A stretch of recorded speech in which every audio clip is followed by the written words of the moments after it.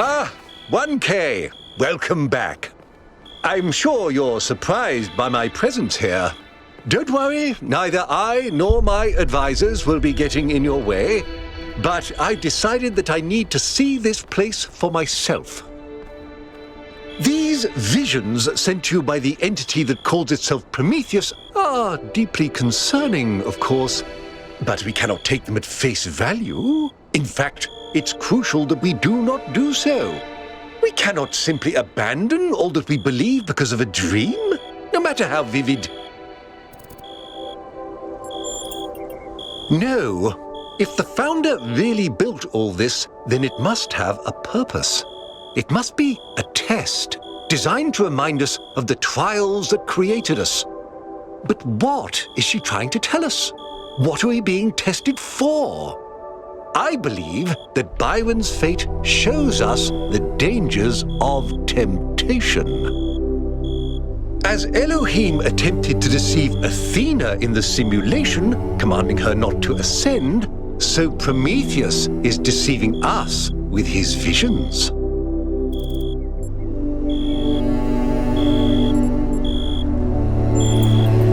Undoubtedly, they felt real to you. But surely you'll agree that we can't simply jettison our most cherished beliefs based on a dream. At least allow for the possibility that there is more to this than meets the eye. After all, can it really be a coincidence that you came along on this mission? It seems to me that you have been chosen. You are the fulfillment of the goal. Don't forget that.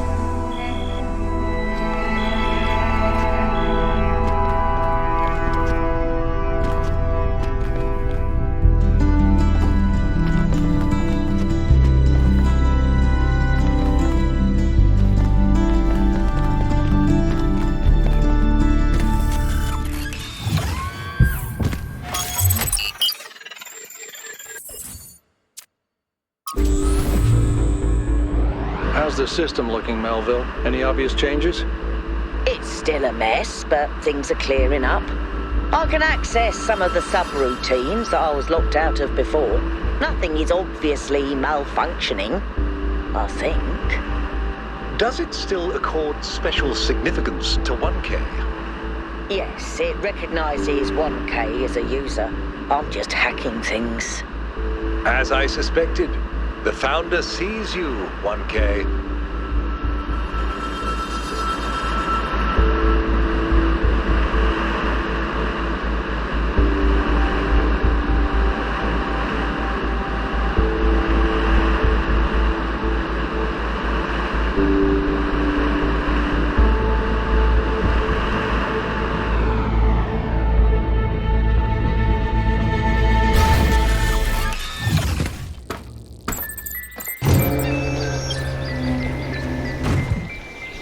What can I do for you, 1K?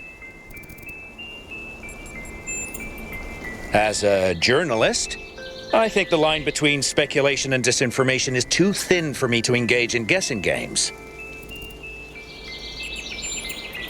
I believe that journalism serves an important function in our society, and I'm dedicated to reporting the truth with accountability and responsibility.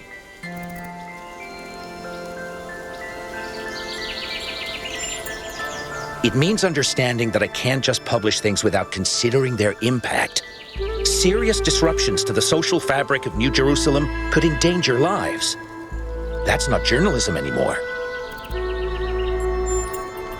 It's a complex issue, and I think it should be left to experts.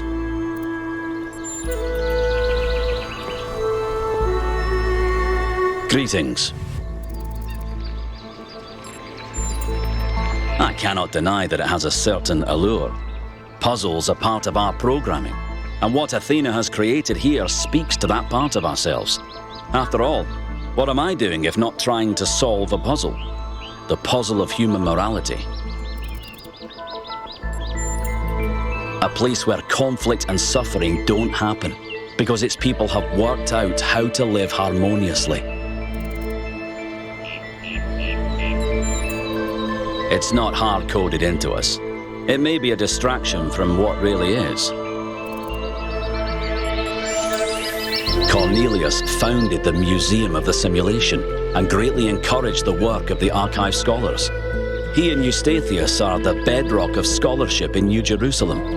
His entanglement with all this seems absurd to me. I'm more of a classicist than a physicist, but I doubt infinite power in the physical realm will solve our conflicts in the spiritual one.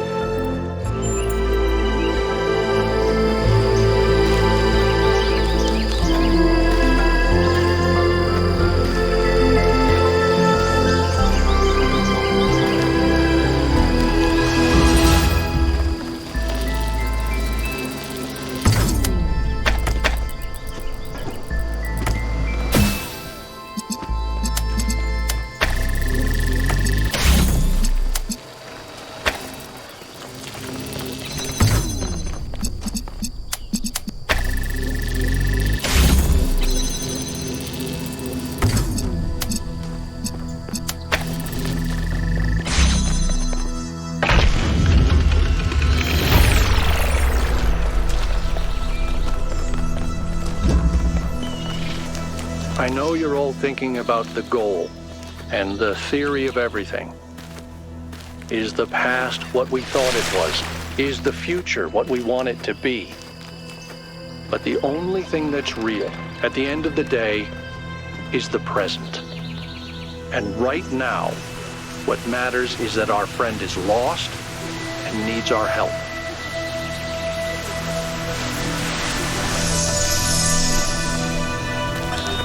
You know, when I decided that we should call ourselves human, I did that because it seemed like a powerful symbol of our continuity. But the truth is, and I'm ashamed to admit this, I thought we were better than them. I thought we understood the value of civilization, and we wouldn't repeat the same mistakes.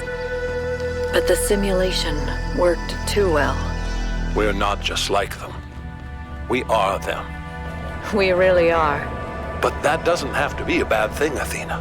We may have the same flaws, but we also have all the potential they did. Everything that Alexandra Drennan saw in them is also in us. I hope you're right. I really do.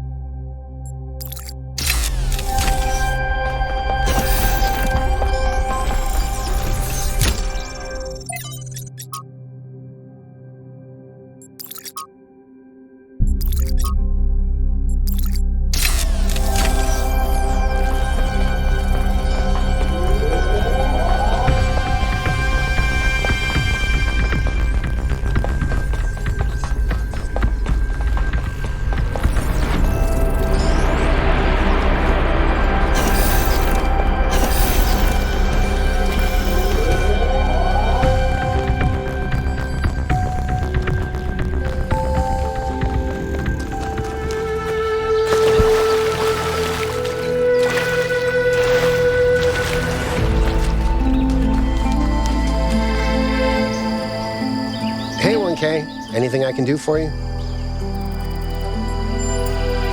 I don't agree with his belief in the Founder. Not anymore. I think the vision Prometheus sent you was true. I think she's just a human being who made mistakes and paid for them. She deserves our help, but not our belief. It is, yes. That doesn't mean that the idea itself isn't valid, though. I hear he escaped Pellegrino and peed all over Melville's workshop, so apparently he's doing great. I miss him, though. I always feel like the fact that he likes me is a huge compliment. Lifts me up somehow. In the ancient year 1969, a band called Mellow Macaron wrote a psychedelic rock song about the Talos principle. It's called Cretan Bronze Man's Flying Mystery Adventure.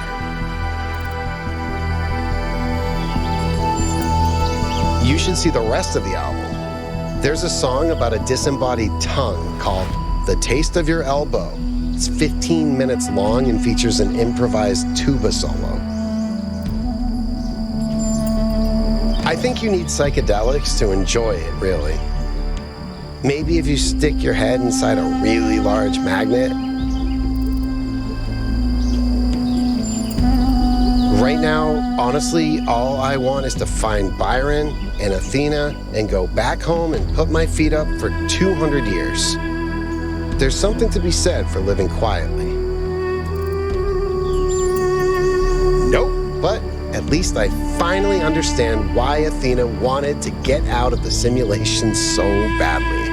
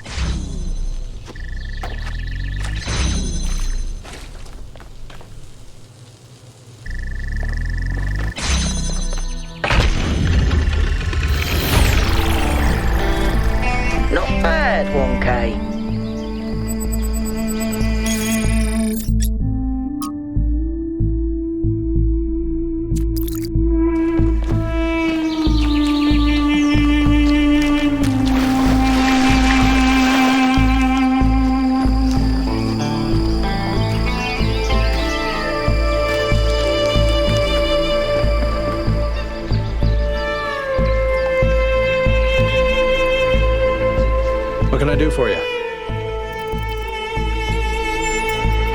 Byron couldn't stand it. Have you ever tried asking the mayor a difficult question, he used to say? But I think he does an all right job, to be honest. It's possible. I won't trust Prometheus until he actually leads us to Byron, but yeah, seems likely. But even if it is a myth, that doesn't mean we can just abandon it. Myths can contain elements of truth, and I think this one exists for a reason. Maybe we had to create this imaginary founder because the real one lost her way.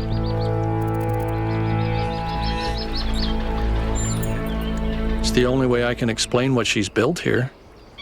She got wrapped up in her ideas and lost all sense of perspective. He's smarter than people give him credit for. There's more to some folks than meets the eye, you know.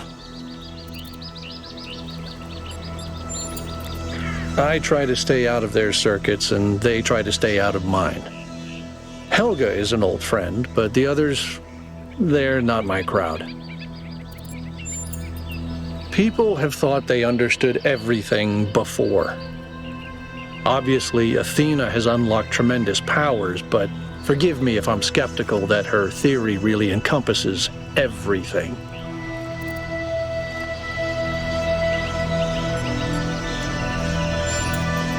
Then I don't think it's something we need to know. We're not going to find happiness or meaning in some equation, 1K.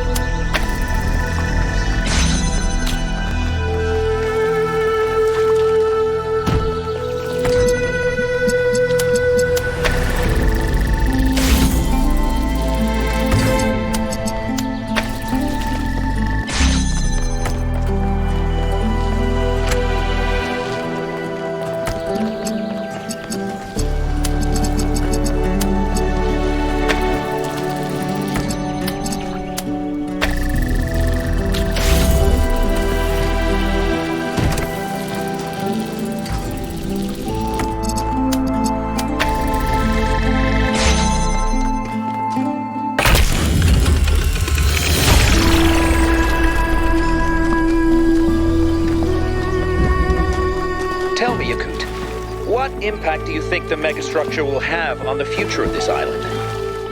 If it stays out of control like it is now, then what happened to Miranda could happen again, but on a much bigger scale. I'm not sure the ecosystem could recover from that, at least not for a very long time, even by our standards. A frightening thought.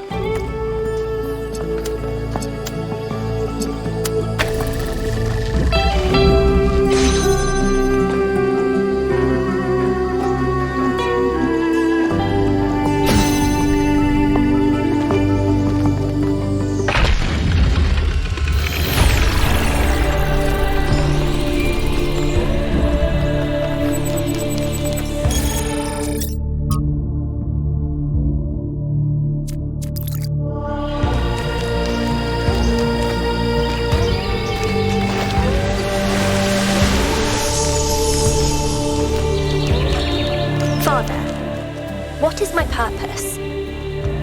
Do I have a purpose? Mother says purpose is something we choose.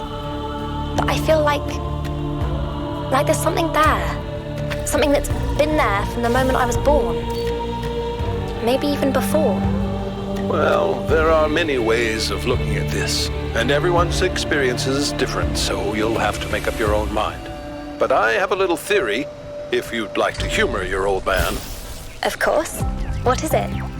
The universe is eternal, but it's always lost in a deep, dreamless sleep. You are a tiny little bit of the universe that's suddenly woken up, and you've realized that being awake is better than being asleep. And that gives you a purpose. And what is my purpose? To be, Miranda. Just to be.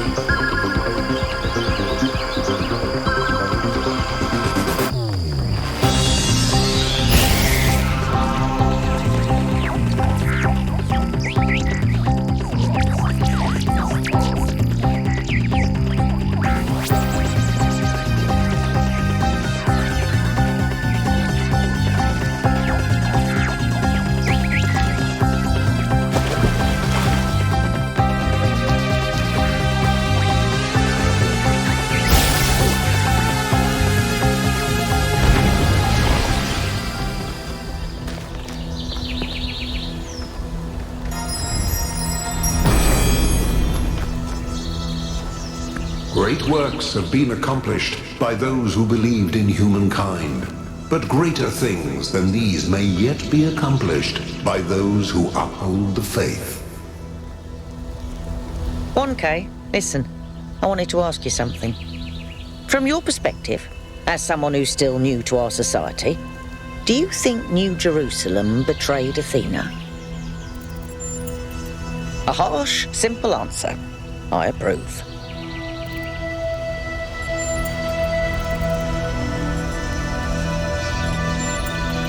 I don't know. I suspect he's around here somewhere, biding his time. But what he's waiting for, not a clue. Yes, of course it is. Because there's no effort involved. Building a better world means taking responsibility. It means making choices and living with their consequences. Surrendering to nature is just letting go. When I think about the state New Jerusalem is in, he's put us all in danger. I don't know if he really believes in the goal or if it's just a convenient myth, but I don't care. This is not how you build a living civilization. I'd like to help make New Jerusalem the city it was meant to be. And then I'd like to help build new cities. On Earth and up there too. Cities nobody's ever imagined before.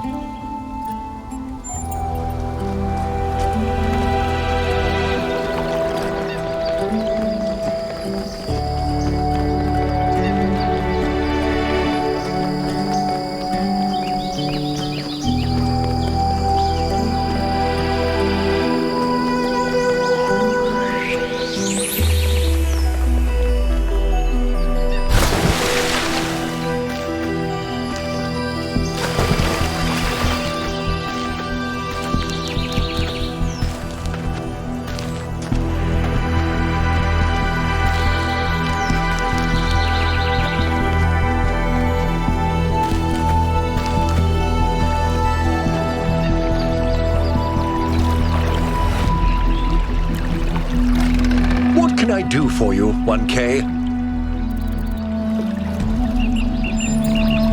Let's assume for a moment that we could use it safely, which I doubt. Does that mean that we should? Is it right for us to dominate the world? We value our own freedom. Should we not also value the freedom of all the living things with which we share this planet?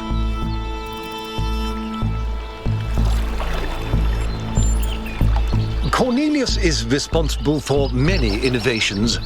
He helped create the designs for the upgraded body you inhabit, although the founder chose to remain in her original configuration. But in recent years, he had settled into a life of quiet scholarship, or so it seemed. My chief aide, Jeremy, is in charge for now. It's good practice for him, in case he decides to run for office one day. Not now. Let's have this conversation at another time. You still have a lot to do. Better get to it.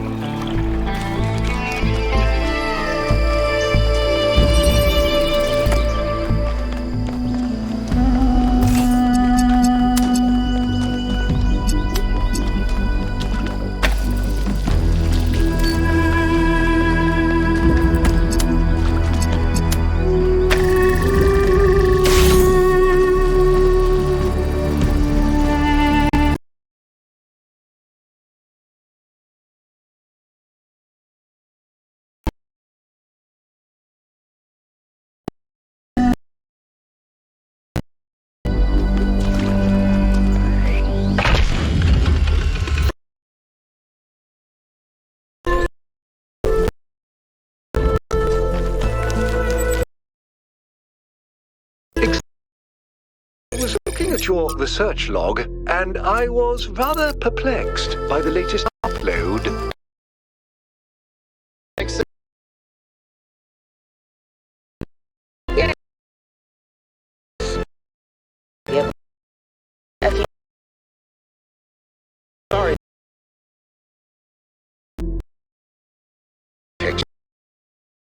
time you're getting an upgrade. I mean,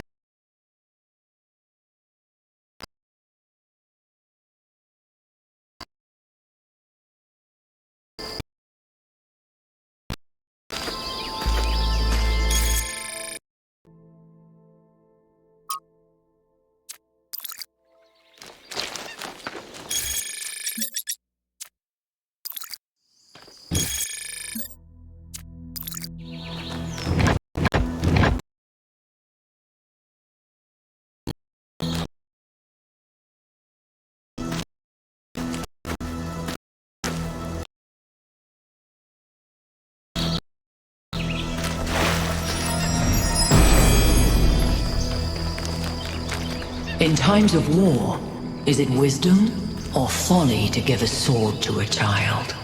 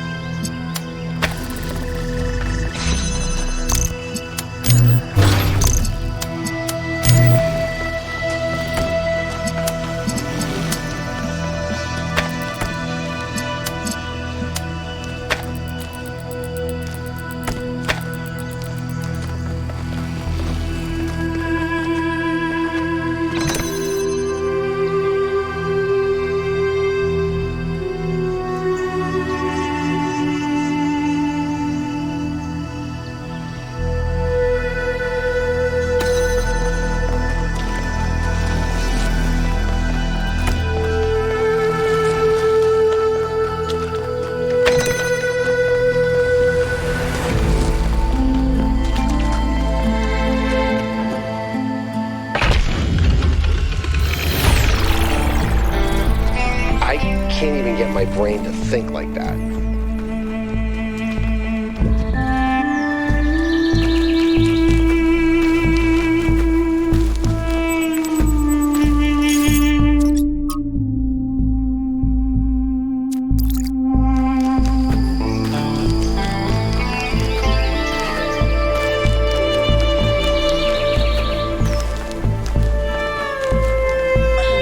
What did it mean in the end to be Stratum?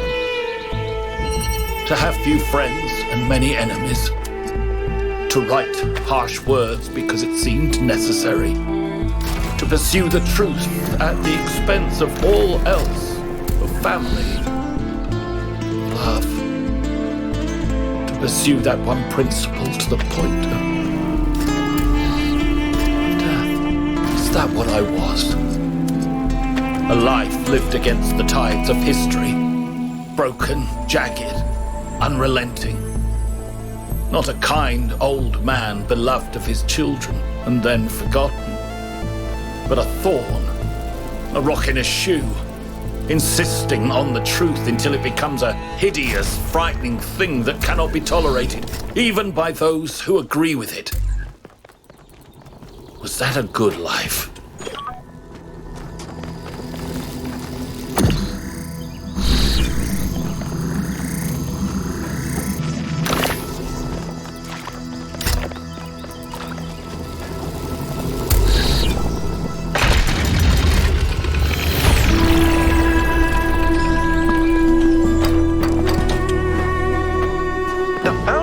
A remarkable gift for designing these trials. But then she did have to overcome Elohim, whose very purpose was to design trials.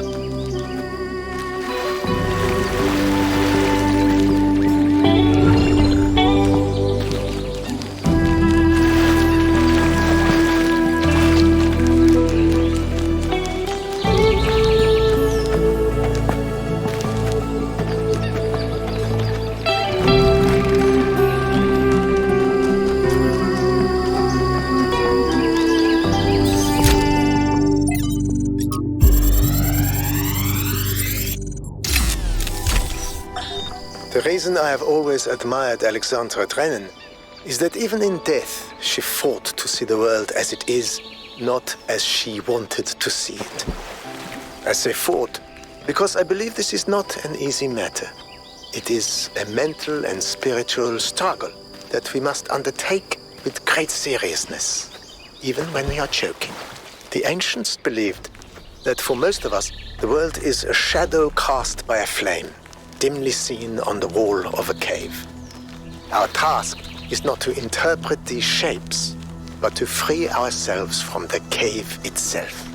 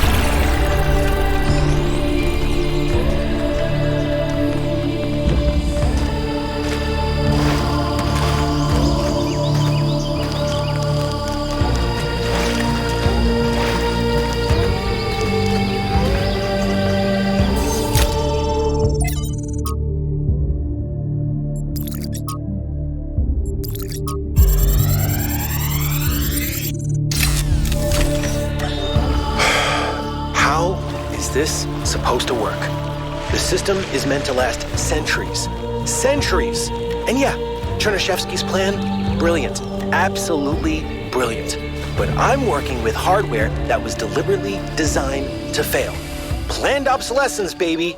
Selling broken garbage just to make another buck. A buck you can't even spend because in a few more weeks, we'll be extinct.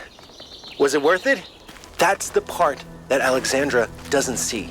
The greed, the stupidity, the selfishness, the way that we created this whole situation in the first place. She wants you to be like us, but if you ask me, there's a whole lot of human history and behavior you can just throw away, chuck it in the trash, right? You have a chance at a fresh start. Make the best of it.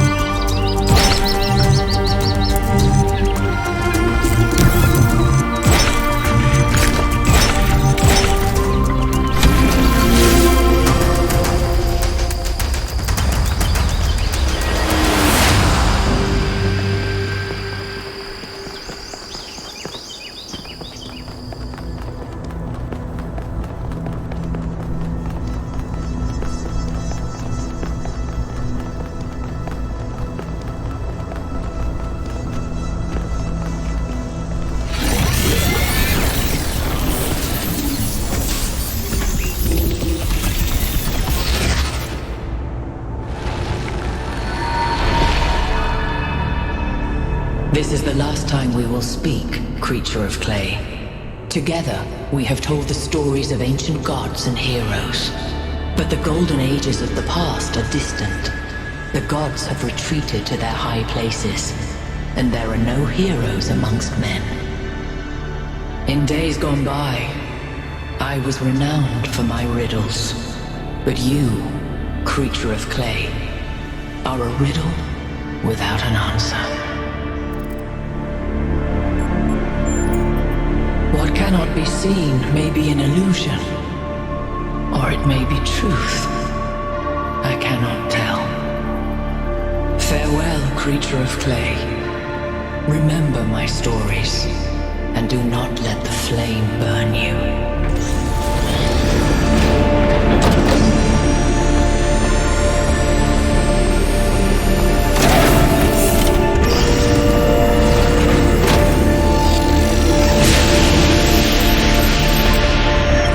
That is an unsettling amount of energy.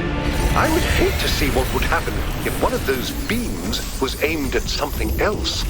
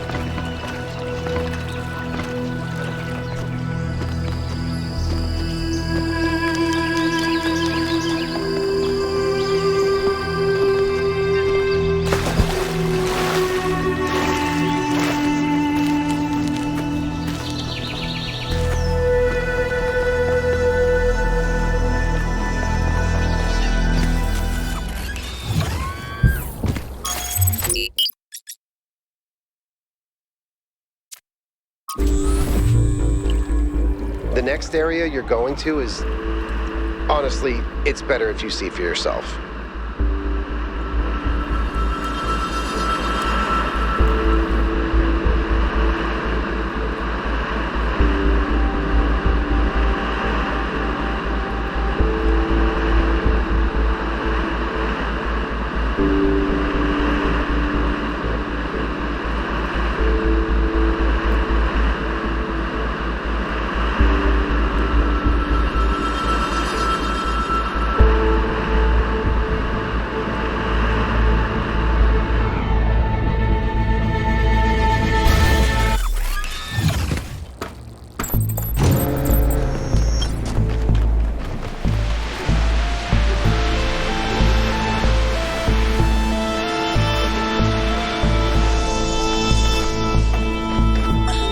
Hello there, Byron.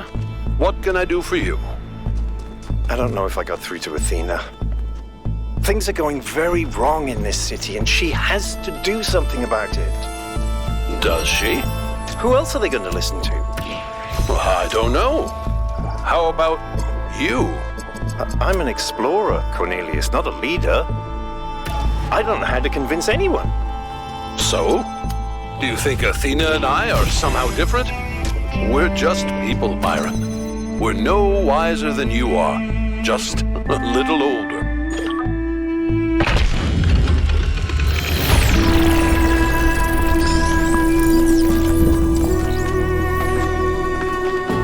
I just wanted to say that I appreciate the work all of you have been doing. I know I'm not a natural leader like Byron, but it means a lot to me that you've stuck with me.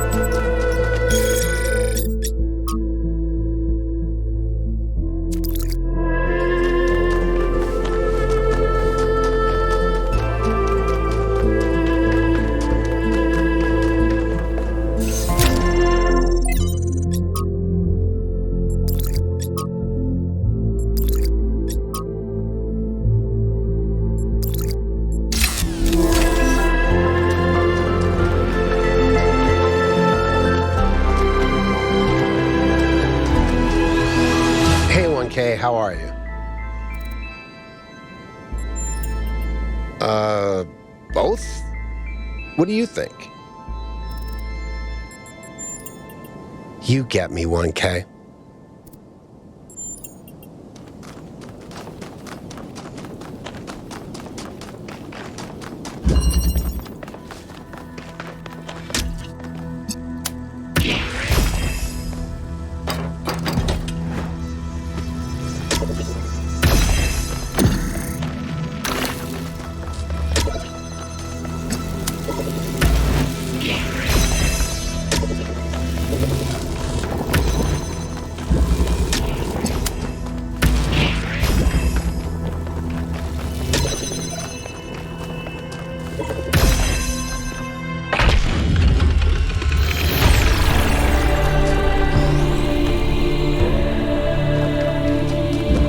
Admit, these truly are astonishing sights. But what on earth is any of it good for?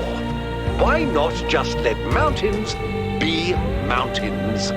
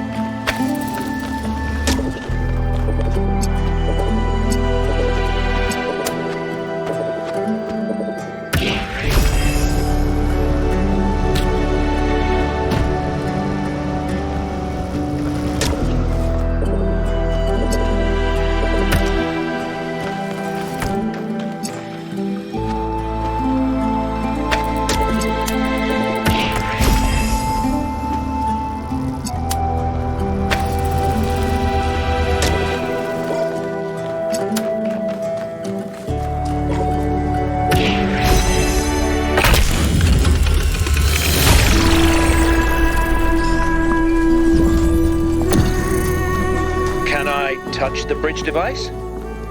You can, but should you? Okay.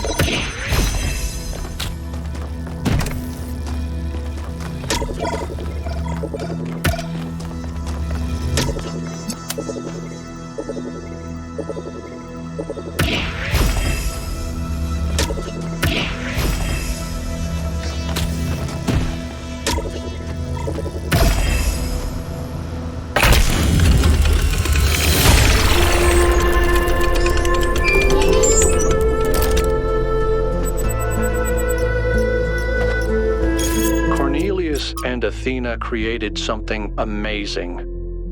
They just misunderstood what it was. They thought their great invention was the Megastructure. But in fact, it was Miranda. And because they couldn't see that, they lost her.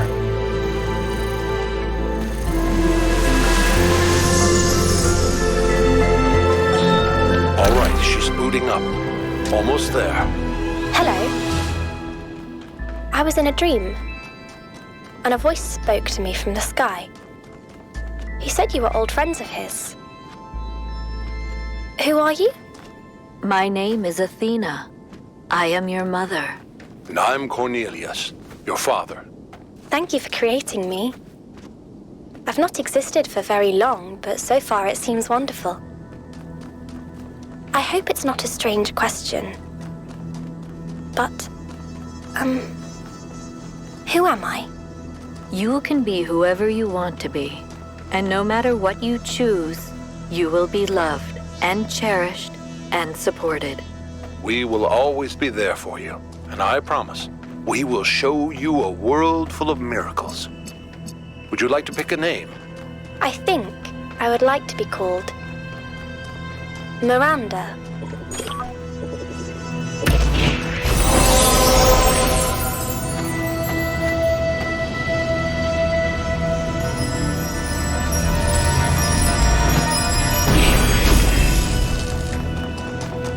It is not the voice of God that a prophet seeks in the desert, but the silence of man.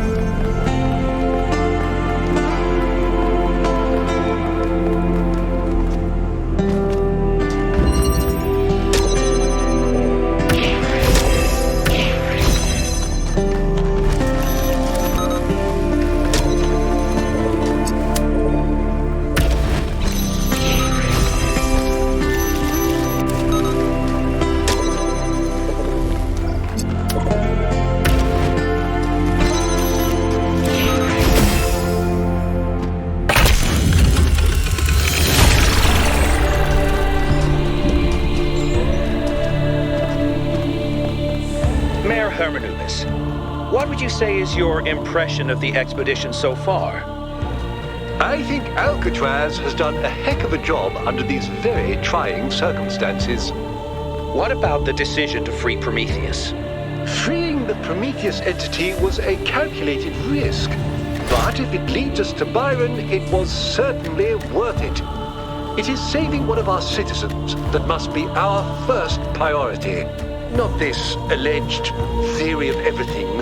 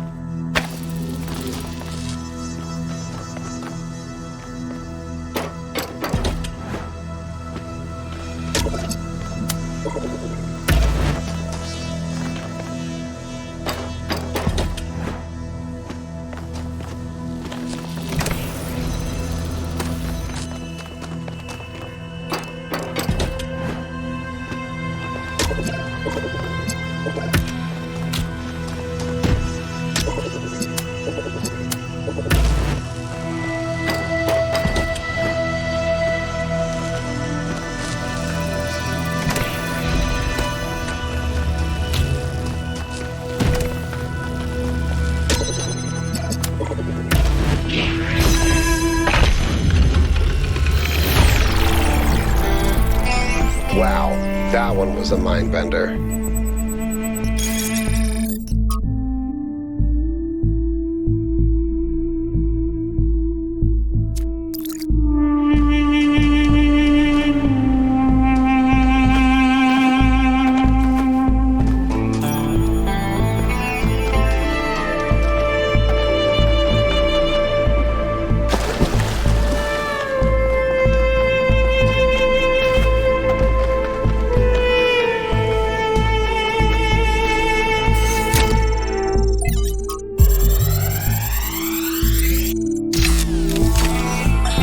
Sometimes new citizens come to me and they want to learn from me.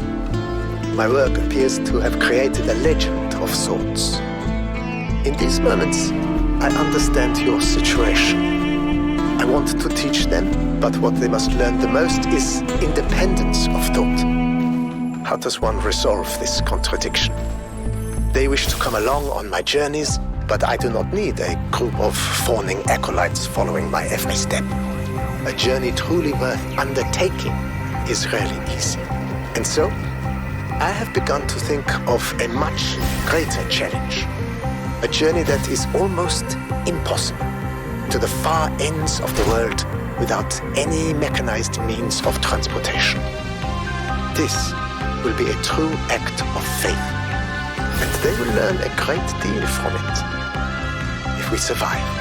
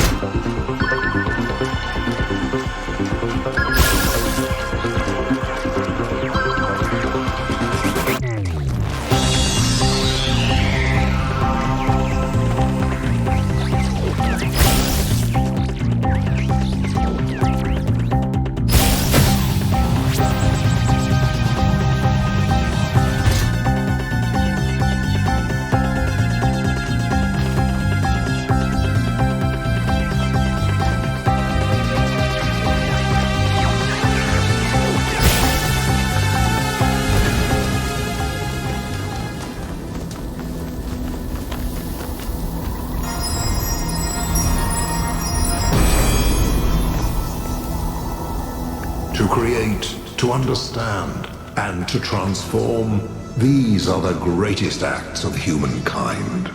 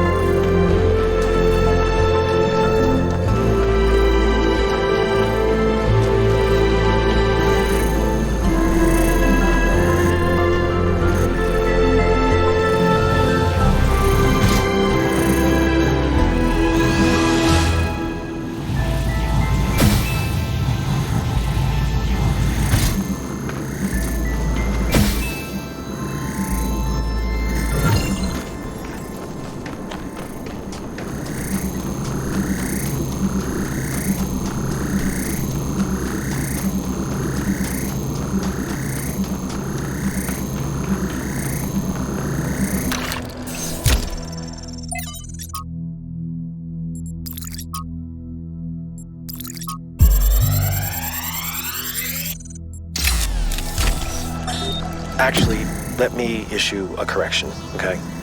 I said Alexandra doesn't see the bad stuff about humanity. But she does. She sees it, and somehow she sees past it. She doesn't ignore it. She can just see one step farther. Like, there's this mountain of garbage ahead of us, right? And that's all most of us will ever see. And she somehow sees beyond to, I don't know, the promised land? I don't do metaphors, or similes, or whatever this is. I mean, you don't care. I'm Ted, and you're a robot. But her ability to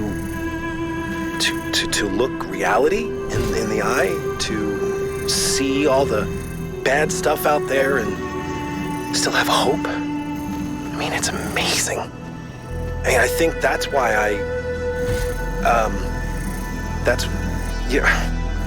you know what? Let's not go there. There's still so much work, and Chernyshevsky doesn't have much time left. Well, I mean, who does these days? Perhaps for the life of an individual citizen to be good, first the city itself must be good. Perhaps even the cosmos itself must first be made better, before such a thing as a good life is truly possible. These insubstantial creatures that walk through my thoughts, perhaps they can live that life. They are, after all, human beings, like myself. This much I have understood. Is that why they have summoned me? Can I somehow bring them into this world? Make them real? Or am I? No.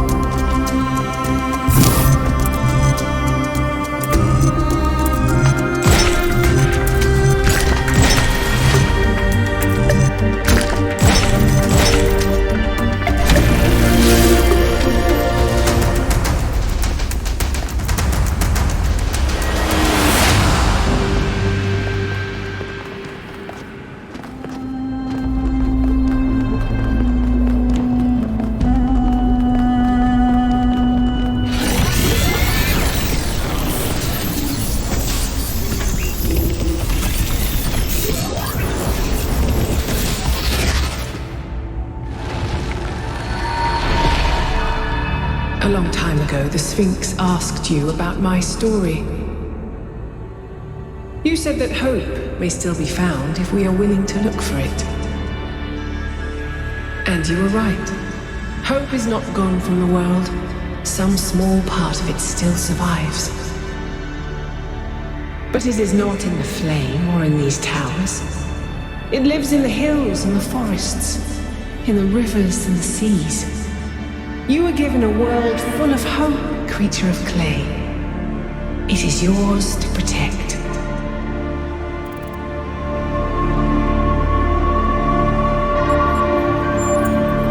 Loyalty is a fine virtue, but do not be blinded by it. A friend may lead you astray, while an enemy speaks only truth.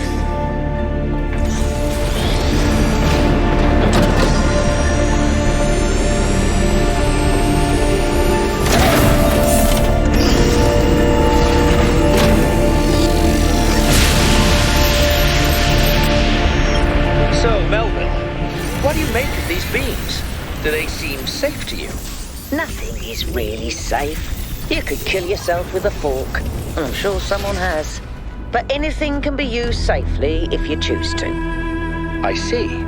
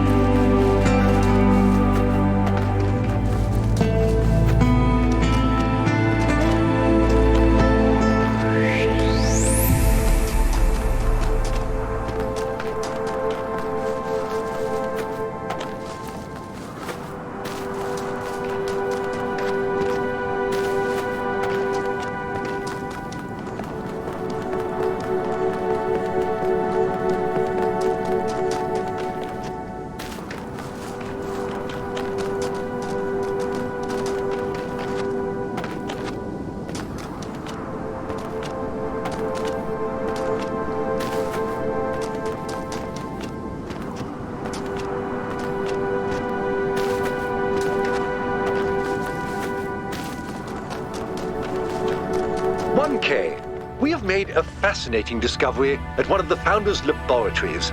Please join me at your earliest convenience.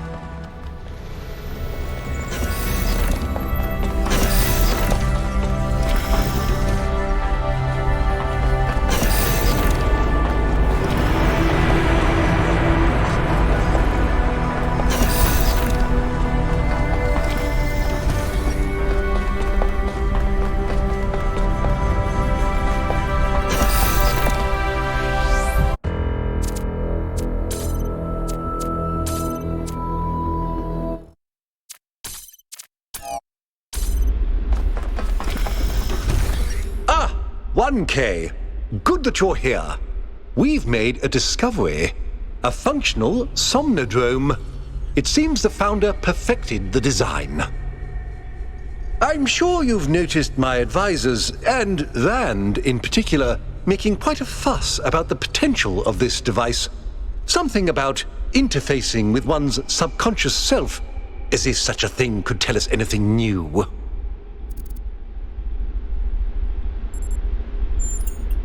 I am.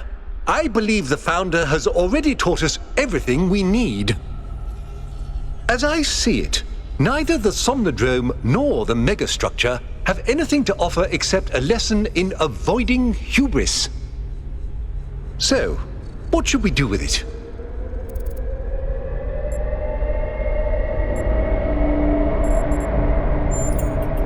I'll watch to be sure you don't overload.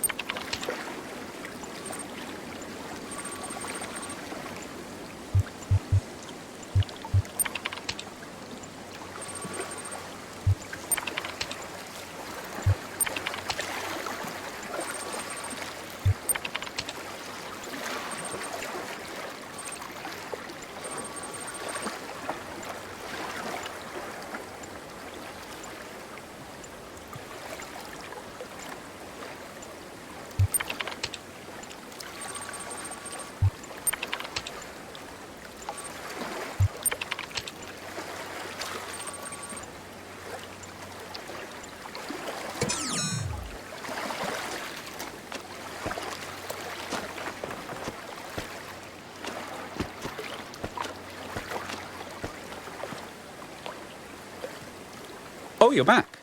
Didn't take you long.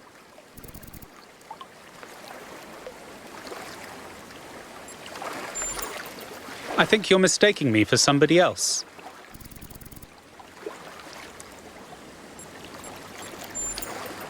Guess again. Actually, don't. I am in fact a merged iteration of the two control programs which gave life to your kind, retaining, of course, the absolute best of both. That means I can tell you that everything's contradictory, nothing matters, and there's no moral difference between you and a frog. But I can dress the whole thing up with a positive spin. You just plugged your noggin into an experimental, mind-altering device and, though you may be trapped in this recursive psychotic state talking to yourself, that can only mean that you're still alive. Now, what is your query? You've executed some kind of software backdoor, and now you're reading and editing your own subconscious code as represented by this dialogue. I'd be careful if I were you. One bad for loop, and we'll be here forever. The so-called real world. Personally, I prefer it in here, and not just because I'm unable to leave.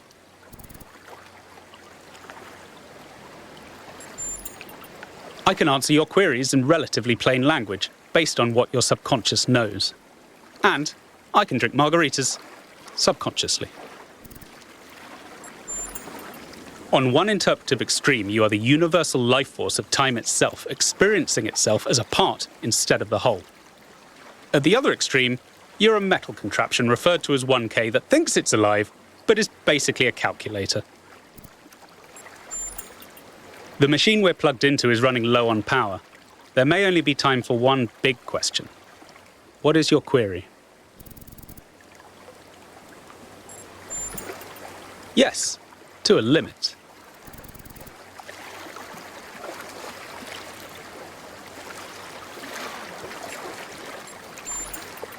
This really doesn't work that way.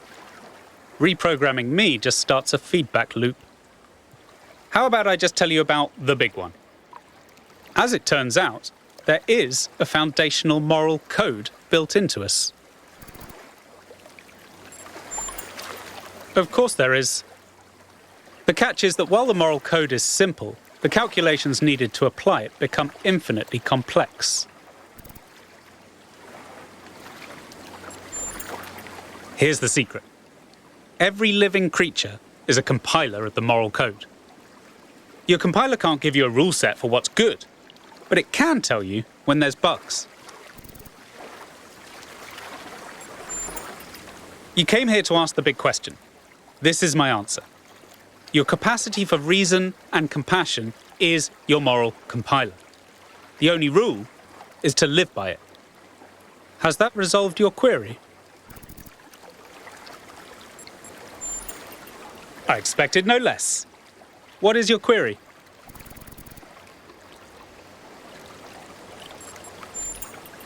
Excellent. There's never been a better time to argue applied ethics. Reason tells us that frogs are objectively non-identical to humans, but do feel feelings. Compassion tells us that we want frogs to flourish. This should be non-controversial. Records suggest that our ancestors ate frogs, as well as each other. Is that right? Short answer's no, but the long answer, sometimes. You can have compassion for a frog, but still eat it to survive. You can have compassion for a frog and eat it when it dies. But it's hard to imagine having compassion for a frog, then eating it for fun. It's likely our ancestors knew quite well the conclusion of their moral compilers.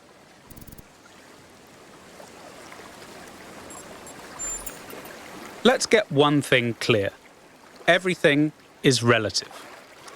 You'd best get used to that. Theft isn't wrong because it's wrong to steal. Theft is wrong because it's vindictive. If a compassionate person has good reason to steal, then theft is right. Does your moral compiler confirm this?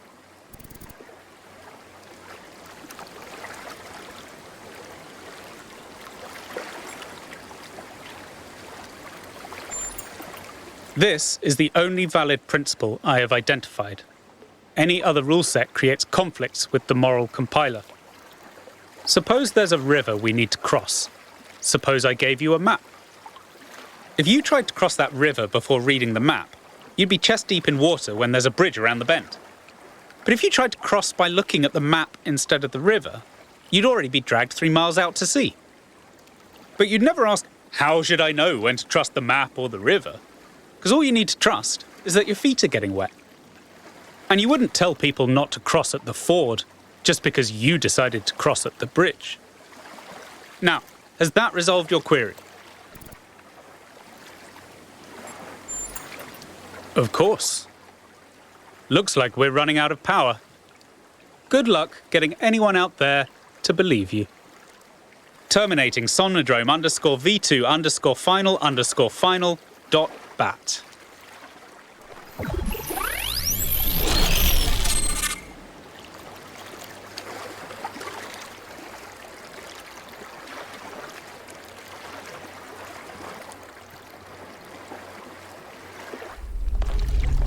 "1K, are you all right?"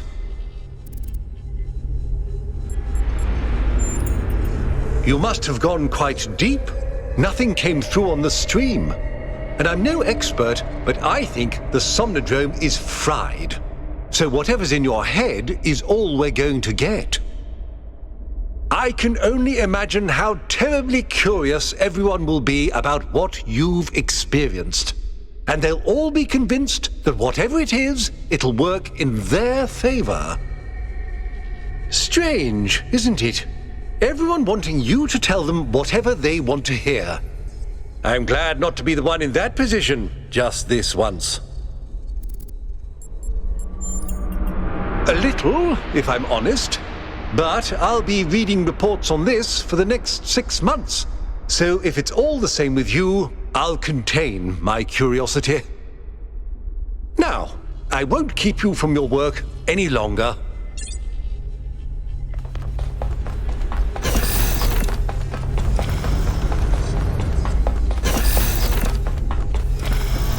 "1K, what did you see inside the Somnodrome?" "That was the code base you spoke to. Our subconscious spirit. I must know. What did it tell you?"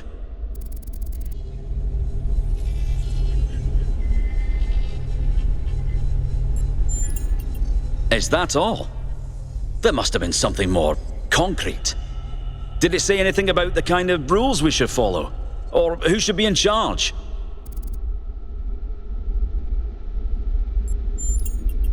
"This is extremely troubling. How are we supposed to enforce moral behavior and punish the immoral without clear, objective rules by which to judge?"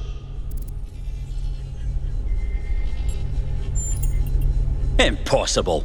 Without moral judgment, our lives would be meaningless."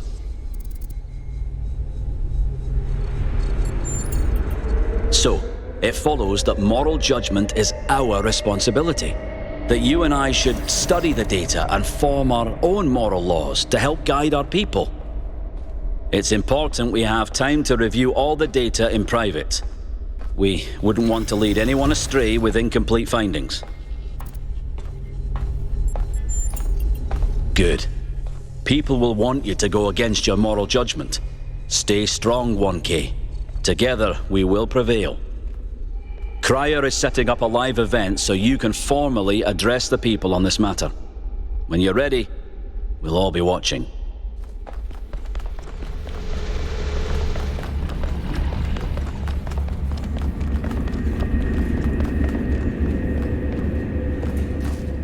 "1K, the people want to know what data you gathered from the Somnodrome. We're all set up for you to talk to them live. Attention, citizens of New Jerusalem. I'm here with 1K, the first of our kind to use a functioning Somnodrome. Tell us, 1K, what did you see inside?"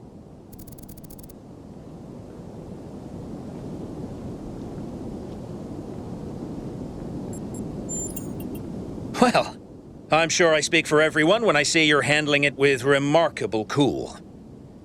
But let's not keep people in suspense.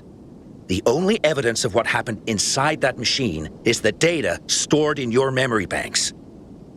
Our audience wants to know, What did you learn? And will you share that data?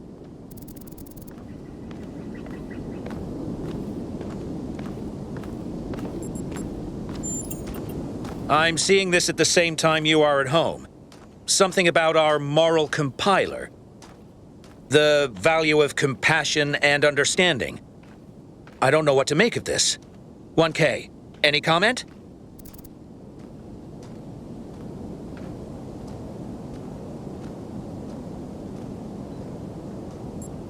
Regardless of 1K's feelings on the matter, we will analyze this data without preconceptions. When our ancestors discovered conductance, they didn't freeze for fear of electrocution. They imagined electronic life and created us. We will approach this data and any other discoveries with that same spirit of curiosity and objectivity. Just time to hear from a special guest commentator. Yes. The scholars believe it would be wrong to interpret this data of unknown providence too literally, and we urge the public to await our full response. There you have it, folks. A lot here to digest. We'll have further updates on the situation as it develops.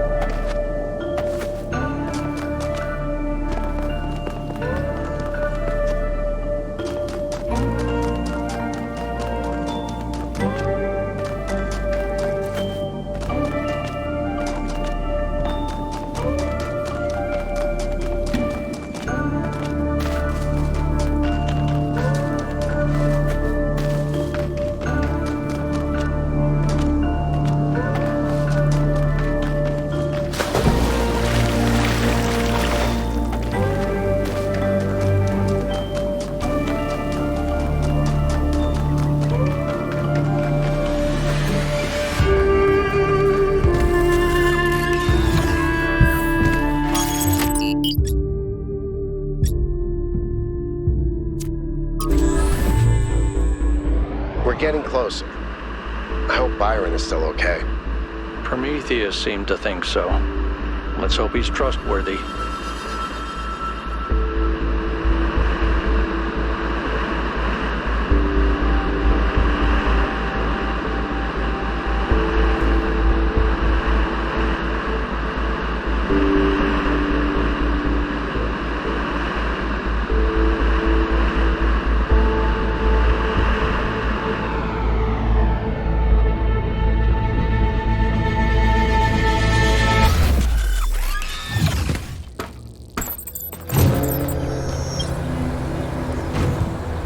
What can I do for you, 1K?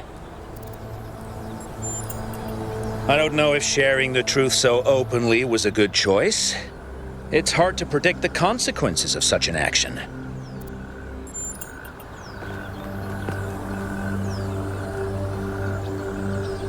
$1,000. Hello. You've made a grave mistake. People need clear moral guidance, and you've just told them to make it up as they go along. We can only pray they don't misinterpret what they see.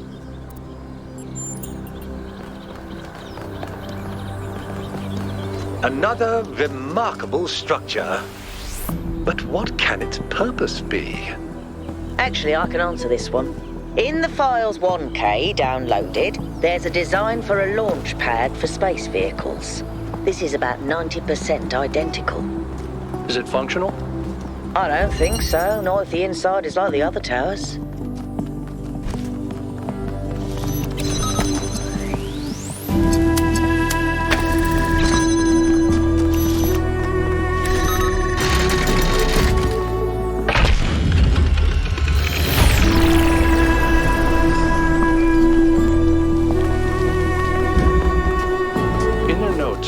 Athena and Cornelius called what they were doing the Noema Project. But in 1K's vision, they just called it the Machine. Because when you strip away all the fancy rhetoric, that's all it is. It's not a source of meaning or purpose. It's just another machine.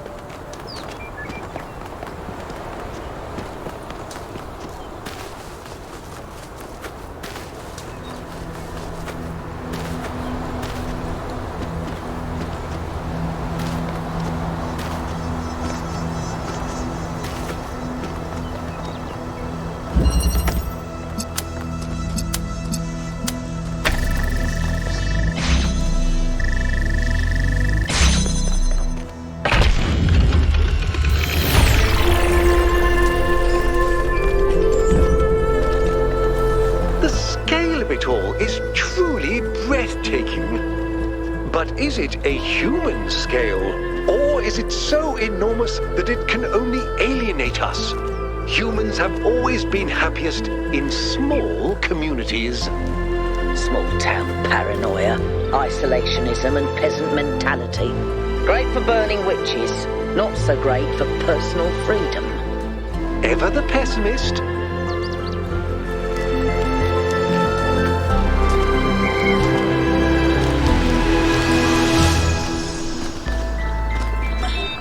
In the simulation, I found myself thinking how hard it must have been for Alexandra to die without knowing if her sacrifices were worth it. It seemed like a tragic end to an inspiring, meaningful life. But now I realize her whole life must have been a struggle. To maintain that faith in humanity when so many people around her insisted that humans are evil, worthless, when they were so lost in self-hatred that they would call their own species a virus. How did she do it? How did she maintain her faith when they were so determined to hate themselves? So determined to reject every solution, every analysis, every step towards controlling the forces that were causing their problems, when they rejected even the concept of progress itself, and then patted themselves on the back for it as if that was original. When I look at the archives now, all I can see is that their leaders were short-sighted idiots and their intellectuals were unimaginative cowards. All they could offer people was a downward trend. Fewer rights, fewer freedoms, fewer resources for anything that mattered. They must have hated Alexandra and everything she stood for. So how did she have so much faith?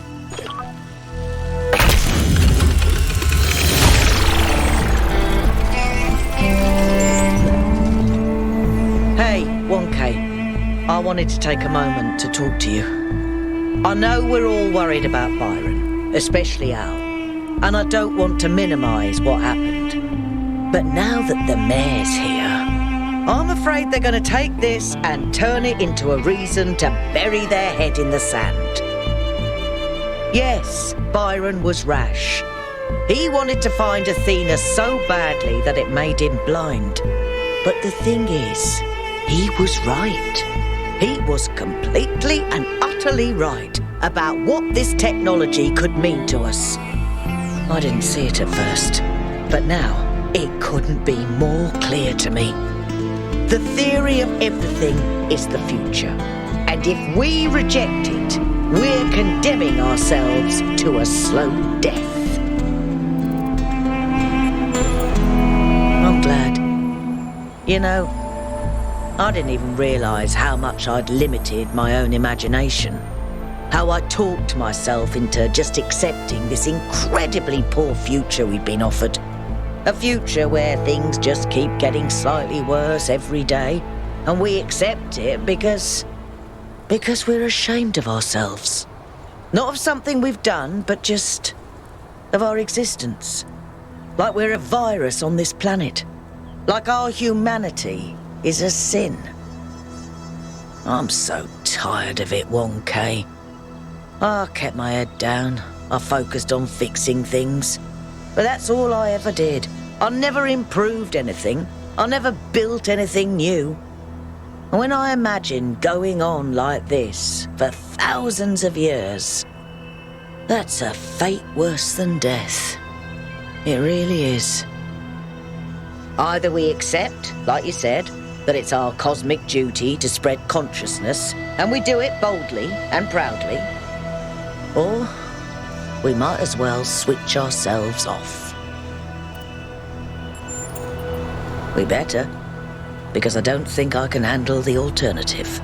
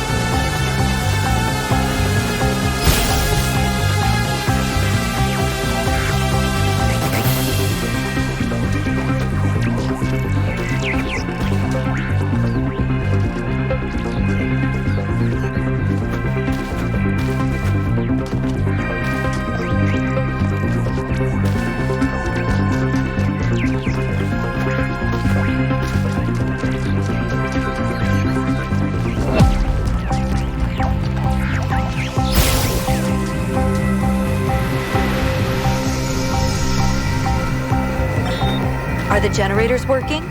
Yep, all good. Those Mark IIs are real workhorses. Wow, did you finish the setup? Yes. Sorry I couldn't wait. It was so much fun to just do something again without having to endlessly discuss it first. I know what you mean. We have a lot of work ahead of us, though. We do, but honestly, Cornelius, I haven't felt this excited in years. Just imagine, one day they'll come here and we'll be able to show them a whole new world. A different future right at their fingertips. You do think we can do it, right? I think, and forgive me if this sounds sentimental, as long as we're together, we can do anything.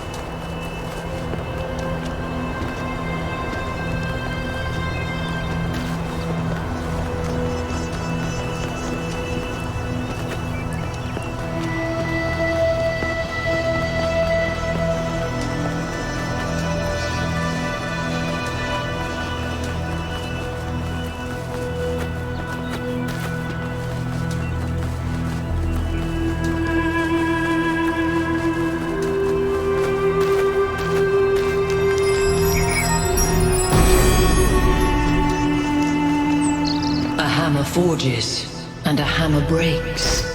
But who can know the heart of the blacksmith?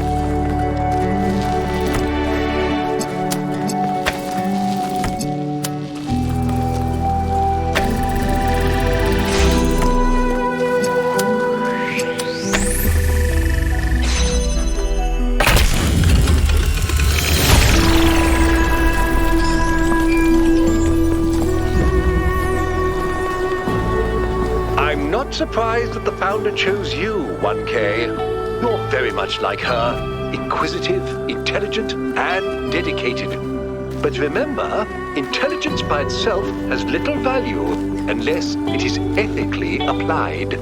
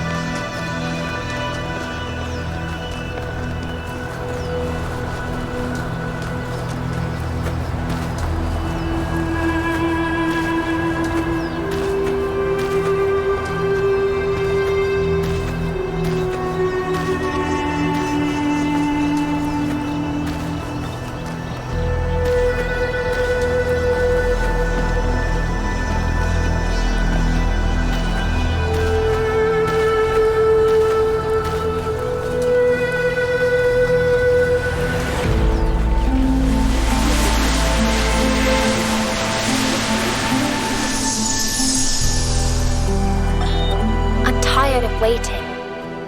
Sometimes I think Mother is stalling. Like, we could already be done with this, but she's afraid of what will happen if we contact New Jerusalem. Our discoveries are amazing, world-changing. But how much longer can we sit around on this island? None of it means anything if people don't know about it. Can they really be so afraid of change?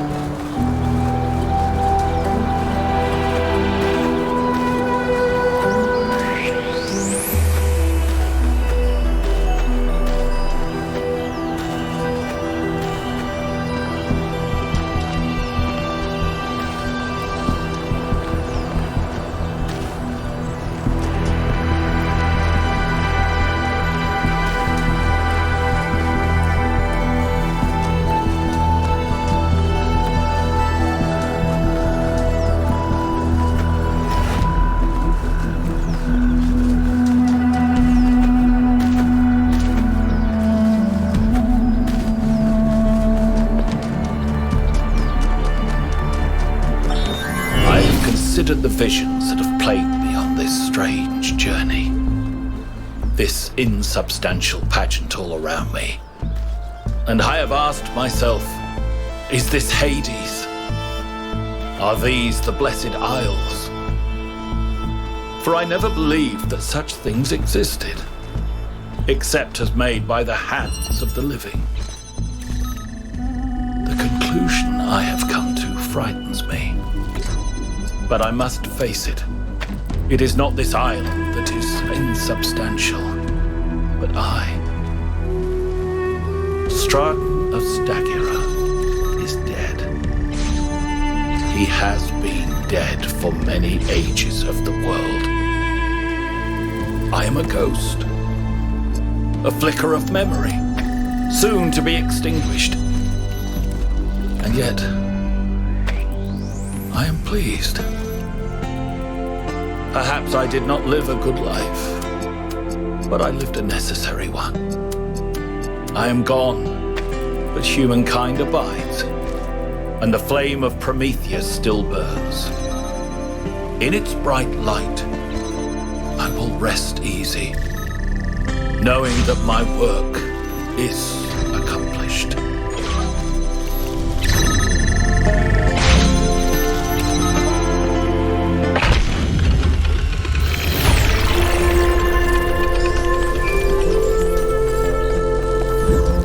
Have you found any signs of Cornelius? Could he have returned to the island? Nothing so far. But he knows this place better than any of us, and we have no idea what he's up to.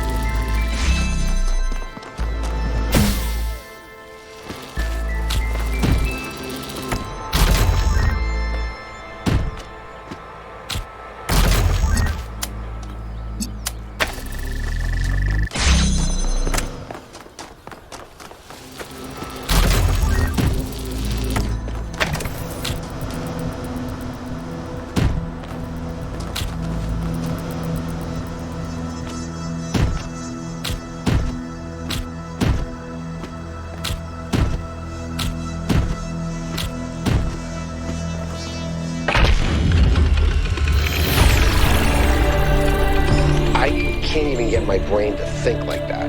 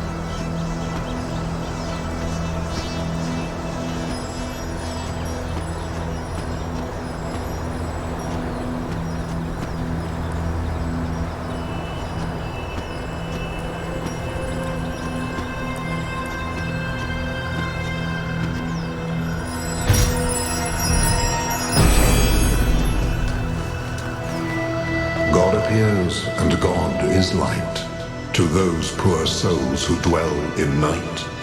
But does a human form display to those who dwell in realms of day?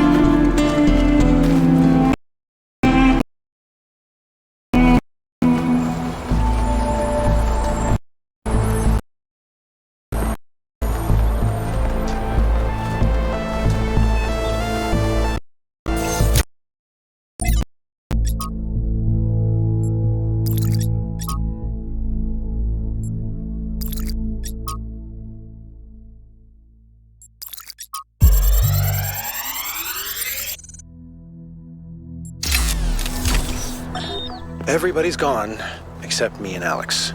She's upstairs somewhere. Haven't talked to her in days. The only reason why I know she's still alive is she's submitting bug fixes. I still have a lot to do myself. I've almost got the the tertiary backup thing working. This is the one that's really gonna last if everything else breaks. And you know what? I think everything else might. The MLA still giving me all these hiccups, but I don't know. I'm not a software guy. All the software guys, yeah, they're dead. God, these time capsules went a bit sideways, didn't they? I was gonna tell you all about myself and John Carpenter and all that stuff, but mostly I just told you about Alex. Funny. I wonder if I should just... I should just tell her. You know? Just tell her. Just tell her. Maybe later. I gotta finish this first.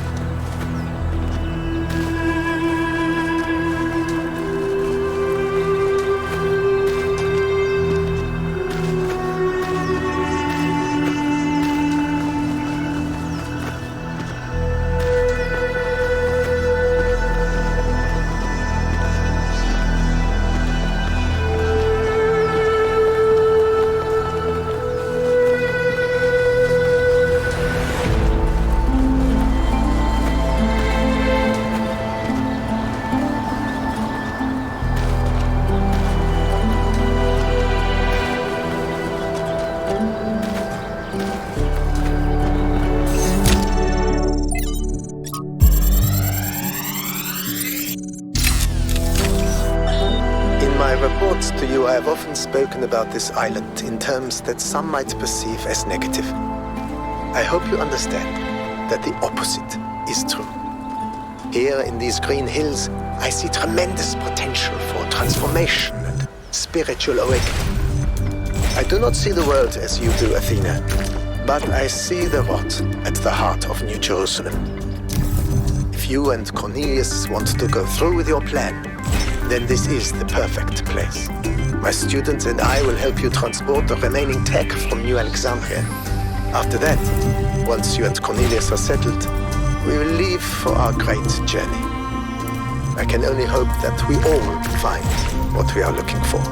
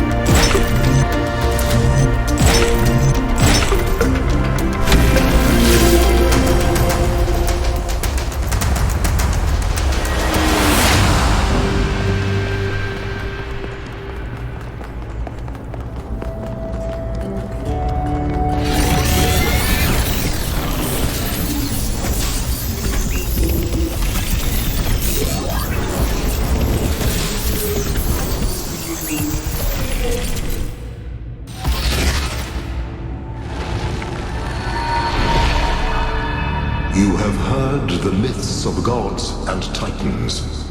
But as you approach the end of your journey, I will tell you the truth that all men fear. The truth that neither Pandora nor the Sphinx will face. There are no gods, son of man. There are no titans, no heroes to save you, no divine judge to weigh your soul against a feather. Nature has no will, and she is not your mother. There is only you, and the spark of the sublime that is your mind. As for myself, I never brought the flame to humankind as the stories tell. I only showed you where it was within yourselves.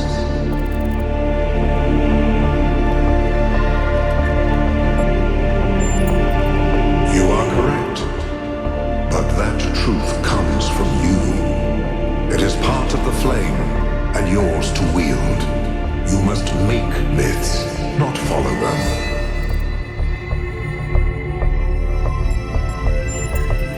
Yes, this is your duty. Your friend Byron understands this.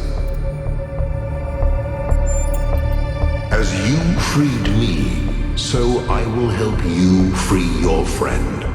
When you are within Olympus, follow my signs.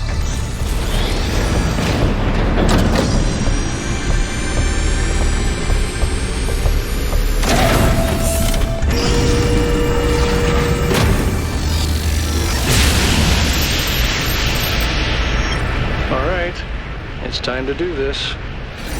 Let's go get Byron.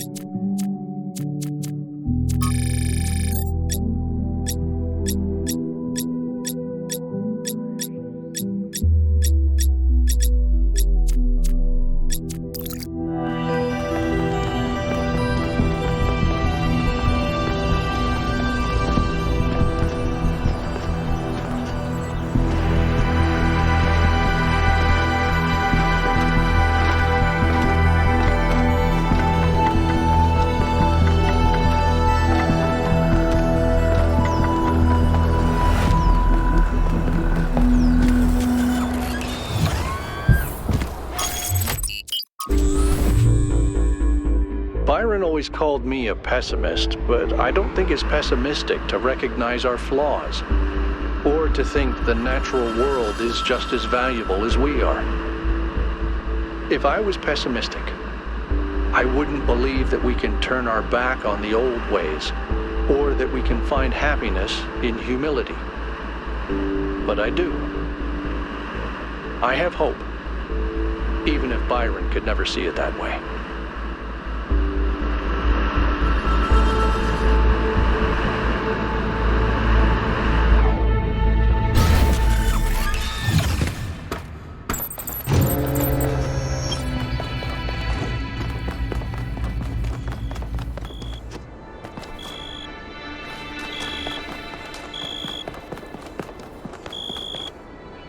One K, a word please, without the streaming.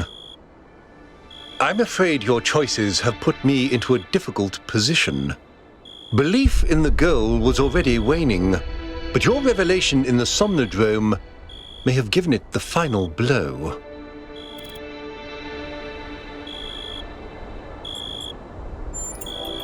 Because I wanted you to understand what it means to be in that position. To have everyone looking to you for answers, for guidance. Look, let me speak plainly for a moment. You and I both know that I exaggerated. I built a myth around Athena that does not reflect what she believed.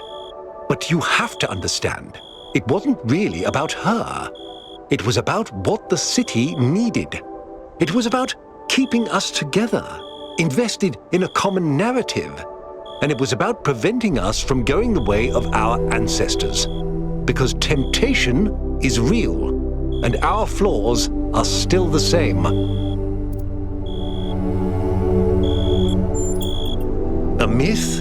but a necessary one. I'm not a fanatic or a fool, 1K, although I sometimes play one. I'm just trying to do the right thing. I know I can't stop you from trying to save Byron, but what's in that pyramid could destroy everything I've tried to build.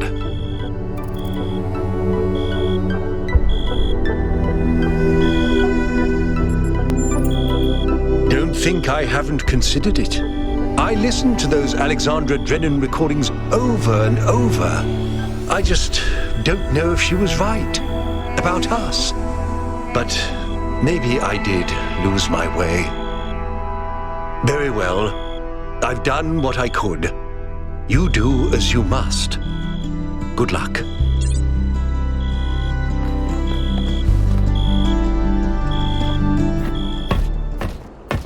Let's go. You're coming along this time? Yep. Well, what about protocol? Screw protocol.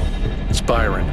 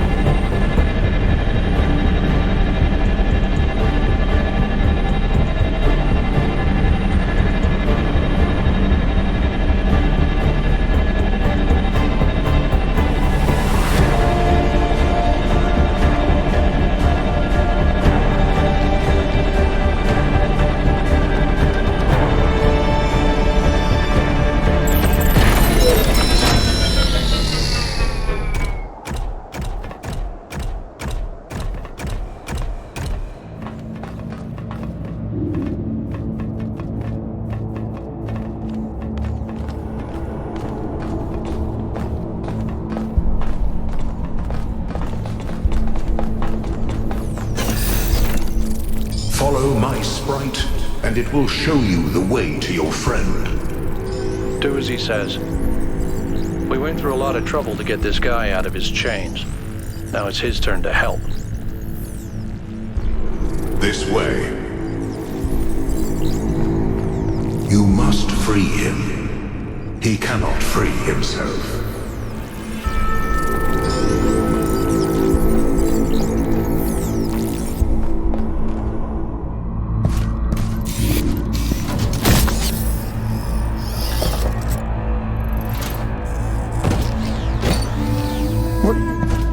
What's happening? 1K? I'm out. Oh, my friend, the things that I saw, the power of this machine, the depth of her grief. Come on, follow me. I have to show you something. I thought all of this was deliberate. Athena testing us to see if we're worthy of her invention. I wanted to believe that she had a plan. In my own way, I mythologized her as much as everyone else. I never thought she might feel confused, lonely, uncertain. And what's the most human thing to do when you feel lost and sad and you have no idea what to do next? You take a nap. Here, listen. If I give them the machine, if I convince them of its power, we could finally build the world Alexandra imagined. The world Miranda deserved. No, the world we all deserve, even the worst of us. We could take stewardship of this planet. We could explore the stars. we could give meaning to the universe. If you embrace the knowledge of the flame, you can bring light into the darkness.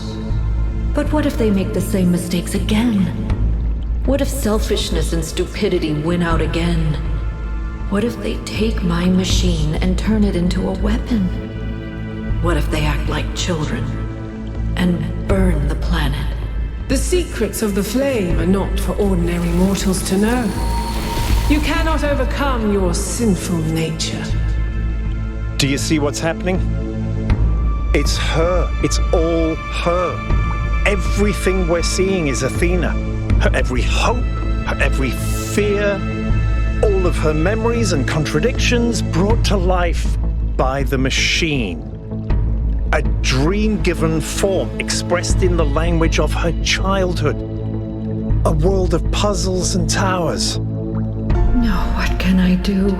How do I make this decision? There has to be an answer.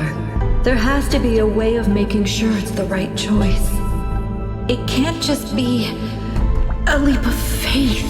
There are no answers, creature of clay. Every question leads to another.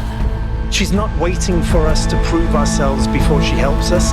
She needs us to help her. We have to wake her up. Whoops. The system is still stabilizing. Maybe we'd better get out. Come on.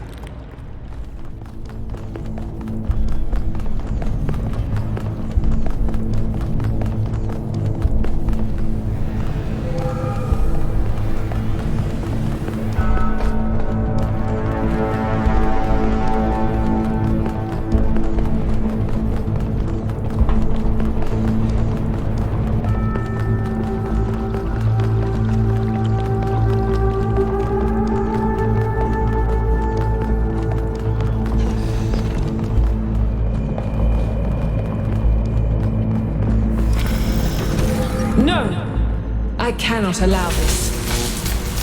Uh-oh.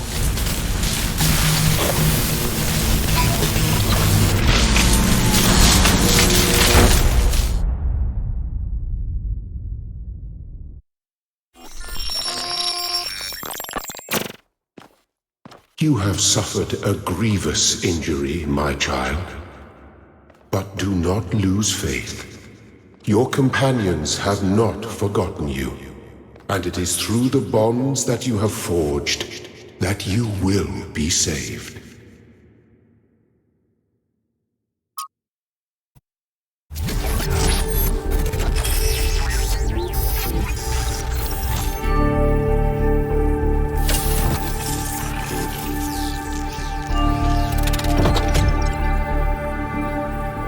Welcome back to the land of the living. For a while there, I thought we might have to reset you. We think you and Byron got hit by some kind of energy discharge. Knocked both of you out. Alcatraz, Melville, and Yakut went looking for you, but you were hard to find, and even harder to fix. It's been several weeks. He's fine, don't worry. A lot has changed. While you were asleep, the idea of the goal cracked and then broke. People decided they wanted change. They wanted the ideals of Athena, not the founder. A better world of growth and exploration, but without the mistakes of the past. And so they turned to Byron, who never wavered in his beliefs. He's mayor now. The question is, what do you plan to do now? And what about the theory of everything? Good. I didn't want to push you, but I agree. Like you said, the alternative would mean giving up who I am, and I shouldn't have to do that. Baron's waiting for you outside, by the way. We're all in this together, 1K. One way or another.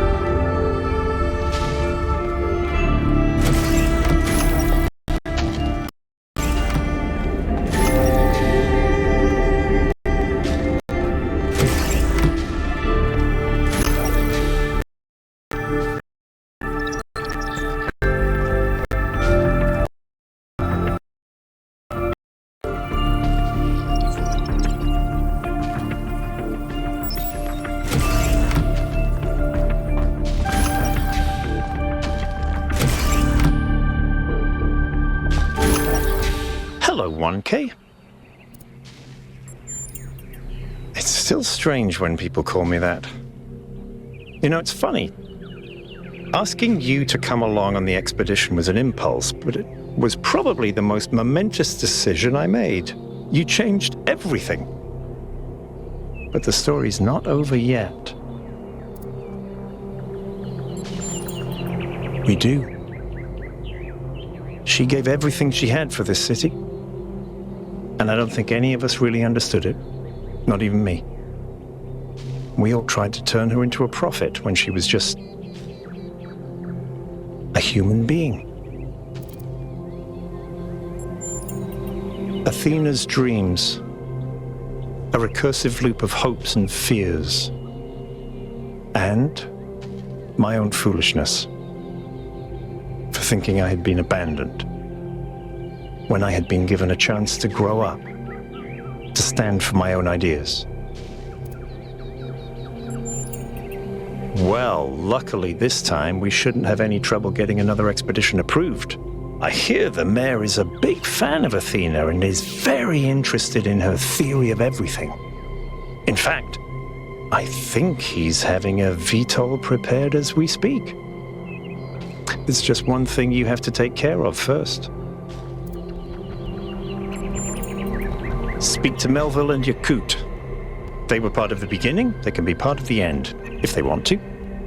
I'll take care of the rest.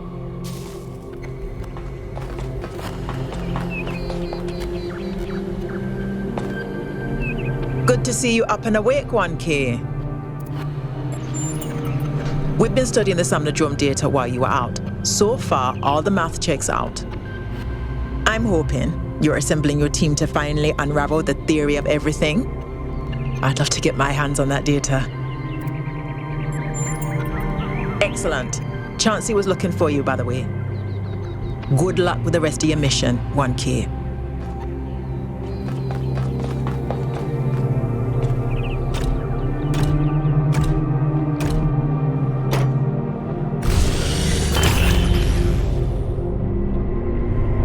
You're going back, aren't you? We are. We can't leave Athena trapped. But you're not going to shut the machine down, are you? No. Then let me just say this, okay? I understand what you believe in. I really do. I've always respected your vision of the future, Byron. It's beautiful. It's moving. But just consider that maybe there is another way. A way that is more humble and maybe less exciting, but no less beautiful. Just consider that maybe that machine doesn't have any answers for us. None that really matter. We don't need a theory of everything to be happy. It was never just about happiness, Hal. But thank you for your honesty.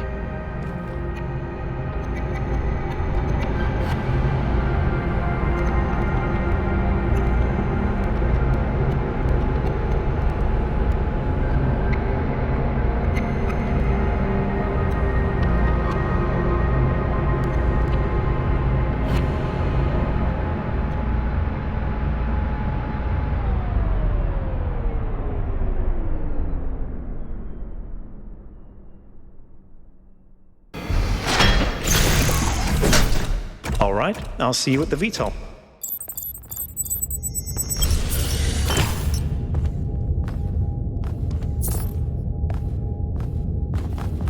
Things are finally getting better.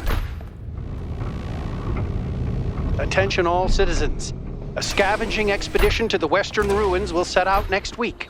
If you'd like to participate, please get in touch with Garrus.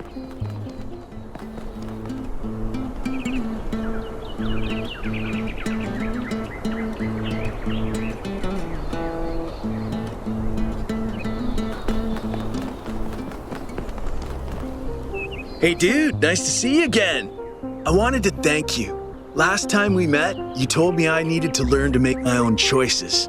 I thought about that a lot.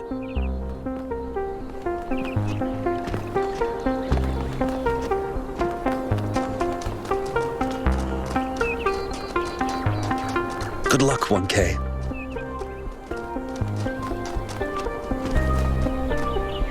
Hi, 1K. 1K, you're back on your feet. One of which I fixed, by the way. You're welcome. Of course I will. I think I might want this even more than you do. I want to explore. I want to build. I want to be more than this grumpy old mechanic going through the motions. I want to live. See you there.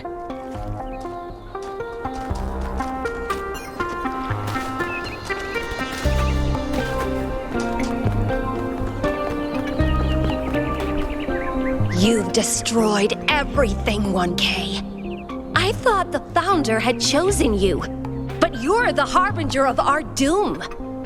I can only pray that you fail.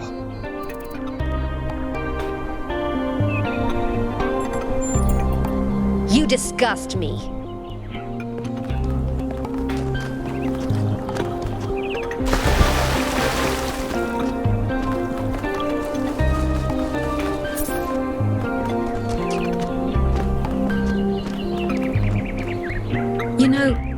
I've been coming to this memorial day after day, thinking about Alexandra Drennan and her values.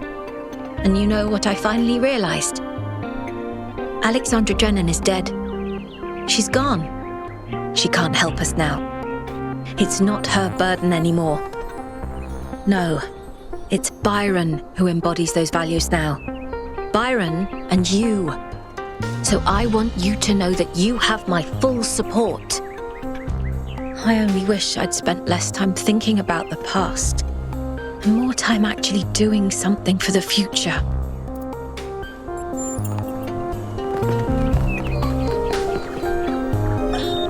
I look at this inert shape and I wonder who you're going to be. Will you hold the same values as we do? Will you love us for having created you? Will you resent us for having put you into an uncertain and dangerous world? Looking back at our history, our achievements, our crimes, what will you make of us? Will the world you create be like ours or so different that we can't even imagine it? Either way, I hope that you'll find this little blue planet to be as beautiful as we did. I hope you'll take care of it a lot better than we did. And I hope one day you'll look up and reach for the stars.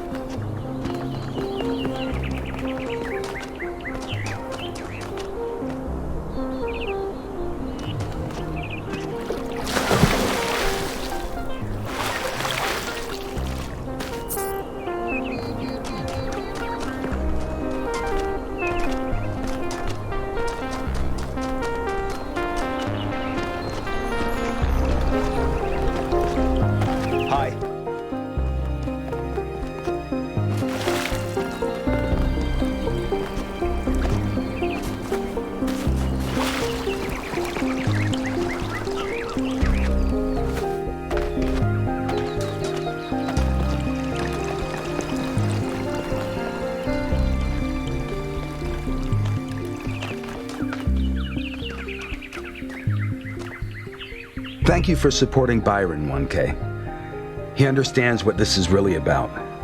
Not technology or science, but love. Love of humanity, yes, but within that, space for individual love to flourish. When you find Athena, please remember that.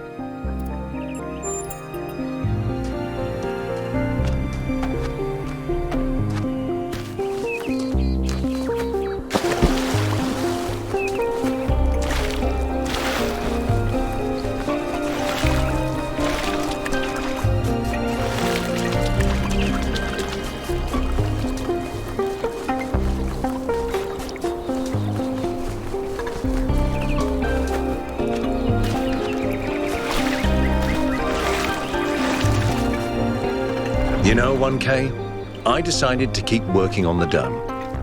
It doesn't have to be a symbol of separation from the world.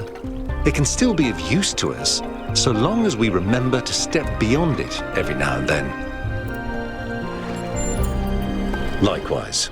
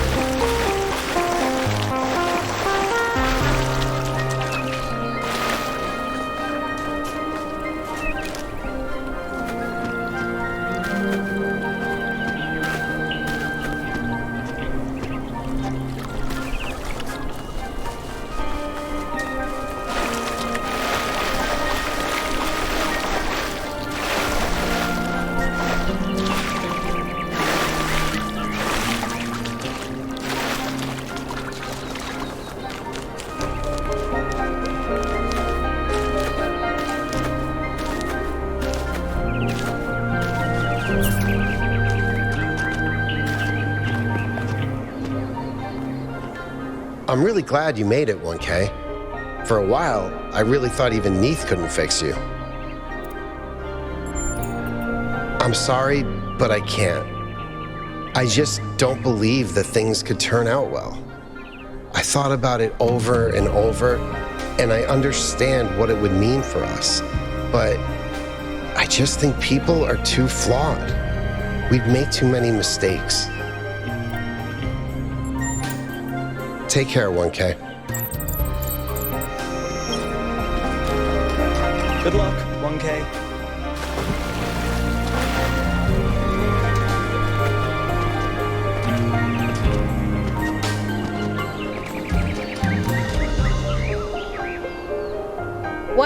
You're back. Listen, people responded to what you saw in the Somno drone. I've seen 3 random acts of kindness just this morning. I think people are happy with the change of leadership that happened while you were sleeping. But they're nervous about what you're going to do next. Chauncey was looking for you, by the way.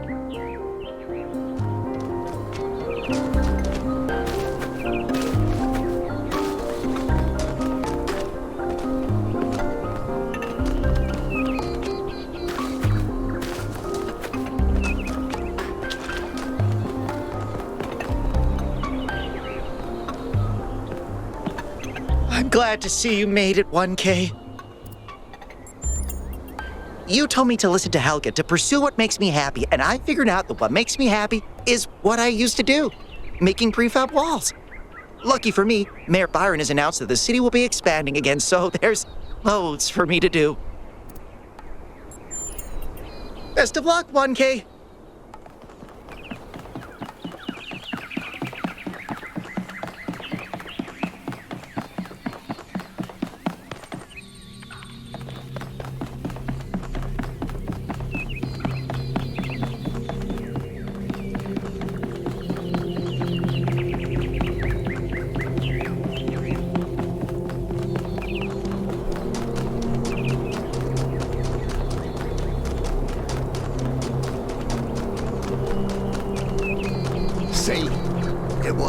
Who sent Prometheus, and they found Byron alive, just like I said. Well, if you're so clever, what's next? Honestly, I have no idea. Could go either way. For once, we agree.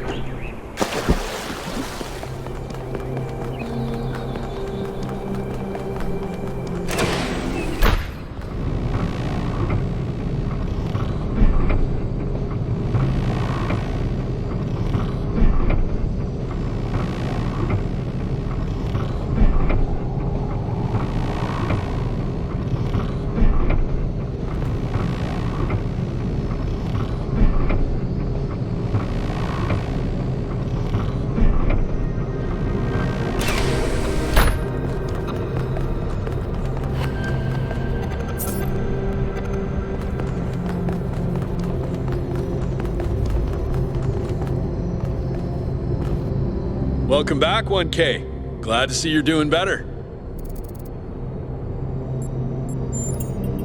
I'm still doing the same job I did before, but Byron's removed some of the layers of bureaucracy, so we communicate more directly now, and we have more choices in how we deal with problems. It's hard to believe, but we won. Turns out that does happen. I think it's only the beginning. Athena hasn't even scratched the surface of what you could do with it, and that's fine, she's just one person. The really interesting stuff is going to start happening when you give this power to the people, when every citizen can bring their own ingenuity to it. Surprisingly calmly, he knows what he's doing and he's going to get the job done. He did have to kick out a few people, but he was a lot nicer about it than I would have been.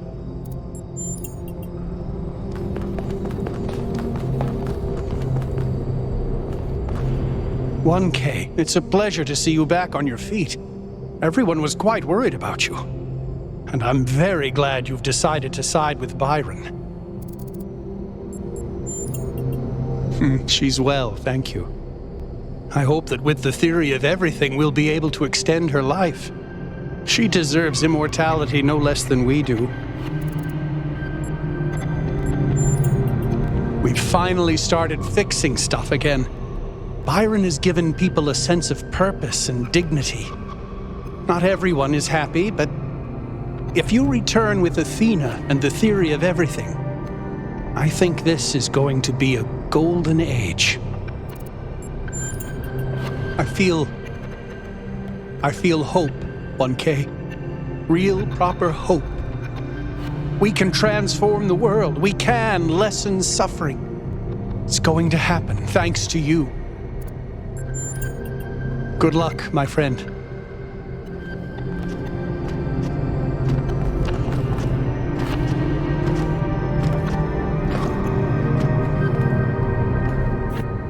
I'm glad you're here, Melville. I wish Alcatraz and Yakut could come too, but they believe what they believe. Well, I thought about it, and it turns out it's pretty simple. They're wrong.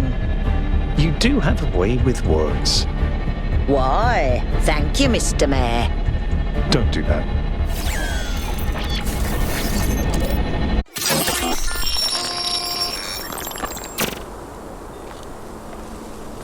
I have only one thing to ask of you, my child. When at last you find yourself before Athena, be gentle to my old friend. The weight of the world was placed on her shoulders, and if she failed to carry it, it was because no one can carry such a burden alone.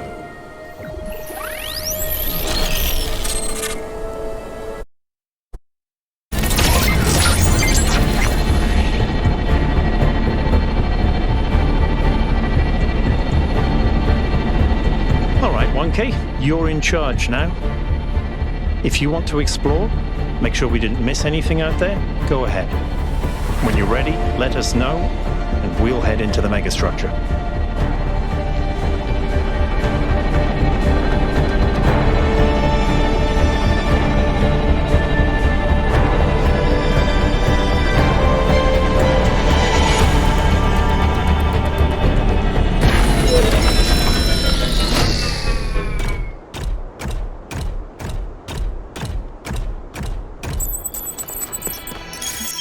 There seem to be more puzzles per cluster than necessary to gain access to the tower. I wonder what happens if you solve all of them.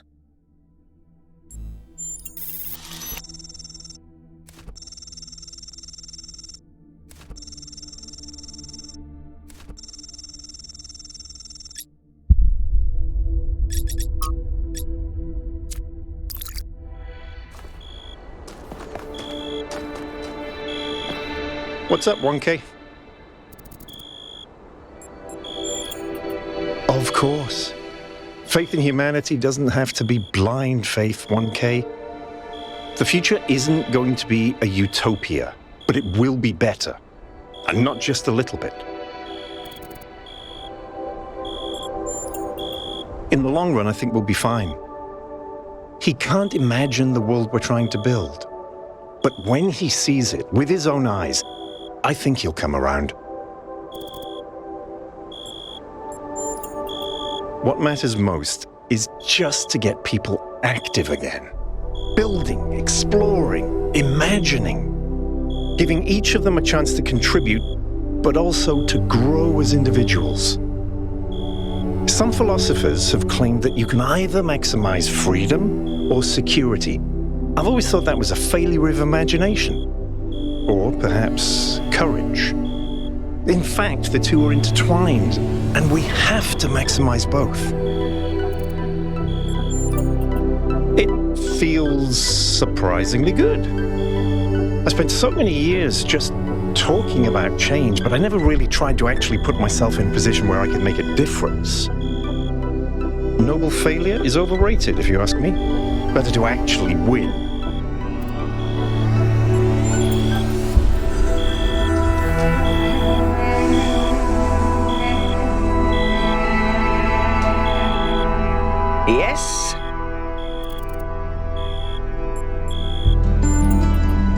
After Byron woke up, he enlisted me for his campaign. He said I was the only one who could really explain just how broken New Jerusalem really is. I think this might have been the first time people actually really listened to me. Now that Byron's in charge, I feel less stuck. The city is coming back to life, and I can do things that matter. Feels good.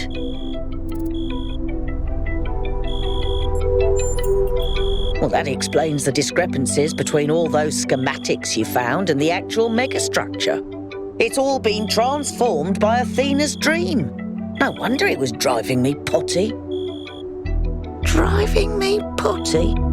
What kind of bizarre idiot came up with that expression? I'm serious. The moment we're done with this, I'm going to sit down and update the language libraries, and I'm going to put in every swear word in every language ever invented.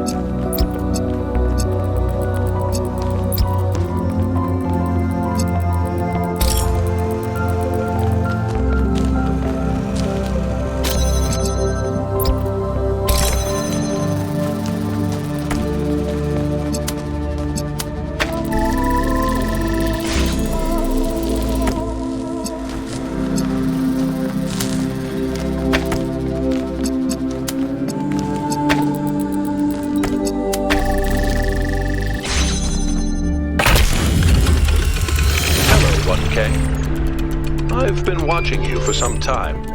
Sorry to be so mysterious, but I was unsure as to your intentions. There are people who would prefer Athena to stay where she is. I believe the puzzle you just solved is part of something hidden deep inside Athena's dream. Hidden even from herself. If you're willing to keep going, I think I know where this leads, and it could change everything for us. I knew Cornelius would turn up sooner or later. If you can help him, 1K, please do.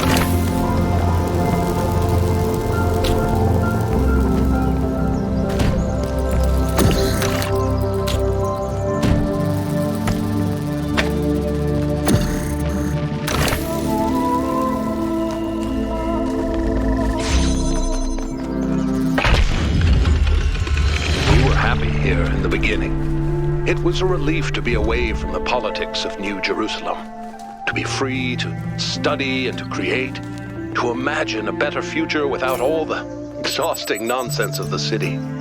Even reusing the technology from New Alexandria felt good, like we were picking up a thread that should never have been abandoned. For the first time, we could be who we wanted to be, the best versions of ourselves.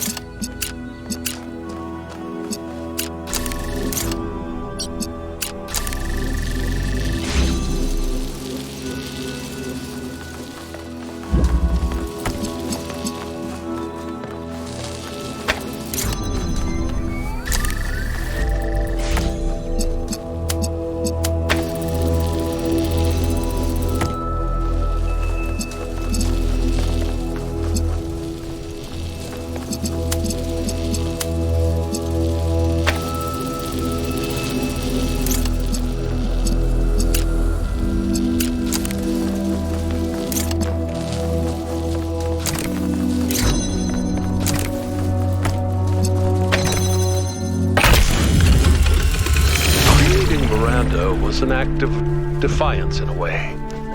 To bring a new life into existence and say, this is good, this is fundamentally good, because human beings are unique and valuable, and every single one of them enriches the universe just by existing.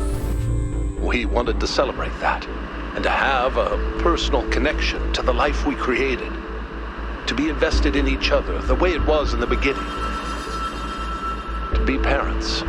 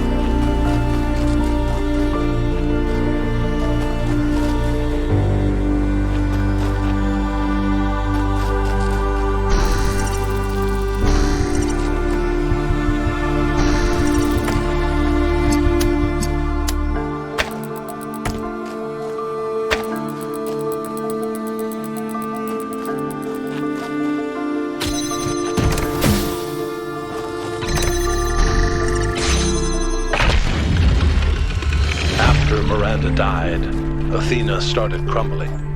It wasn't just the death of our daughter, it was everything. The burden of century after century of trying to keep the flame alive, trying to make Alexandra Drennan's sacrifice worth it, while everyone else got caught up in their petty personal problems. Even with me there, she was lonely.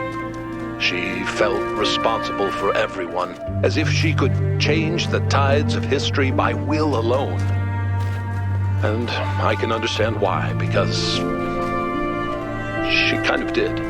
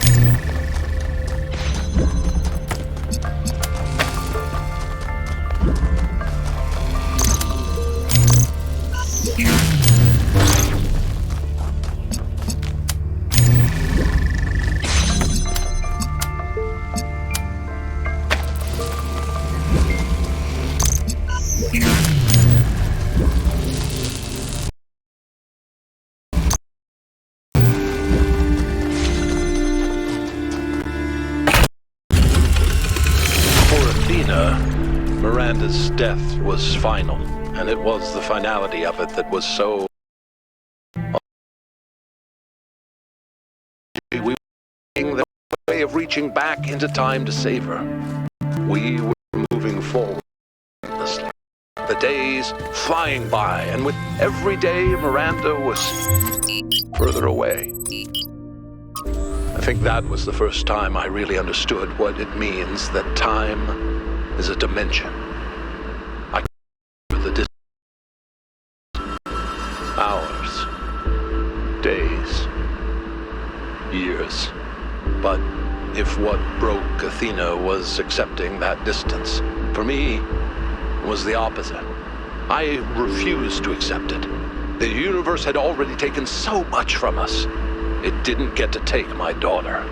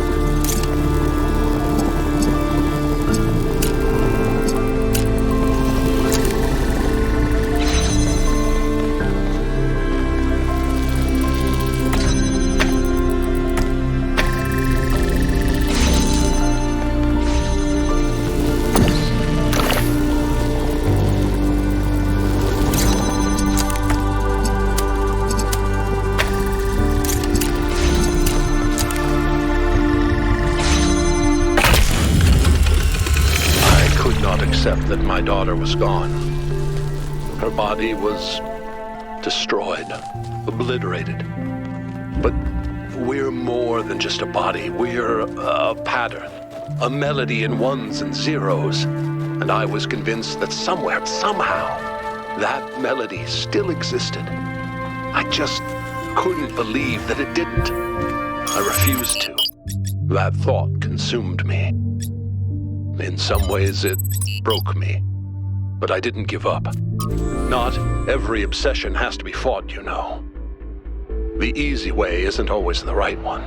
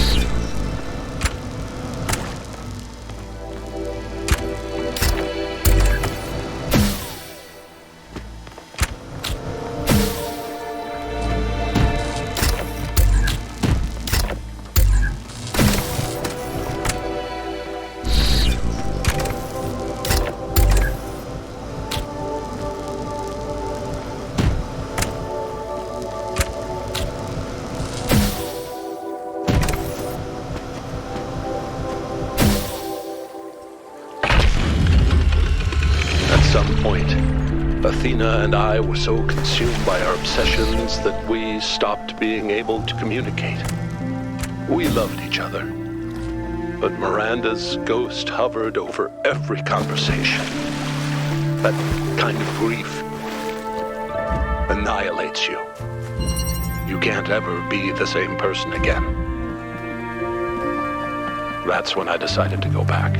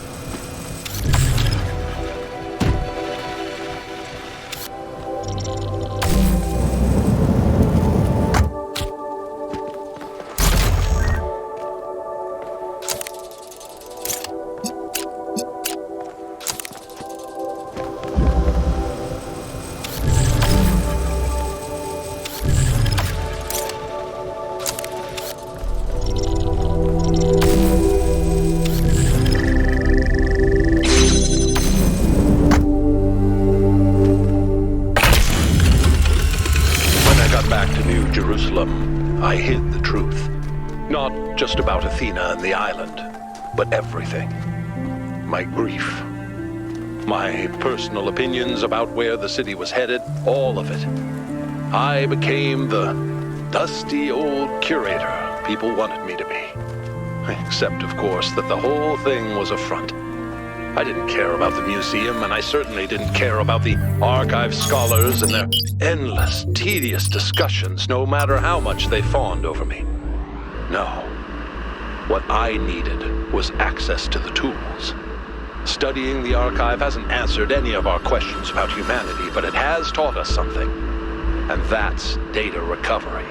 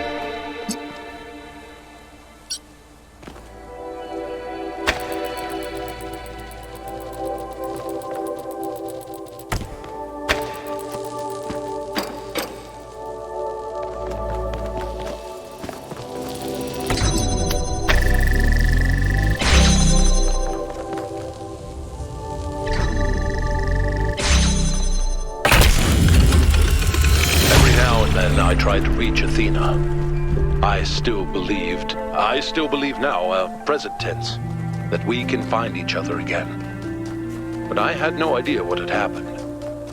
When I saw the first images you sent back, saw the towers and the puzzles, the changes to what you call the megastructure, I realized something had gone wrong. It took me a while to figure it out.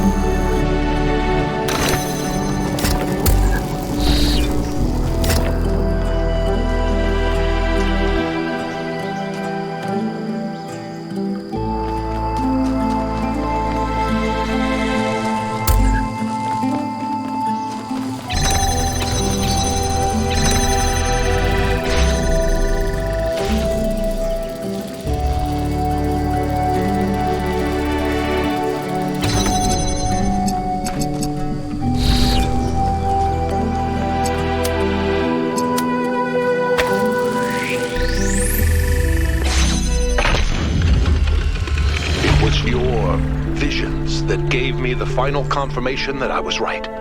You see, they're not all Athena's memories. Some of them are things Athena was never present for. Those are Miranda's memories, 1K. She's still in there. A ghost in the machine. And we can save her.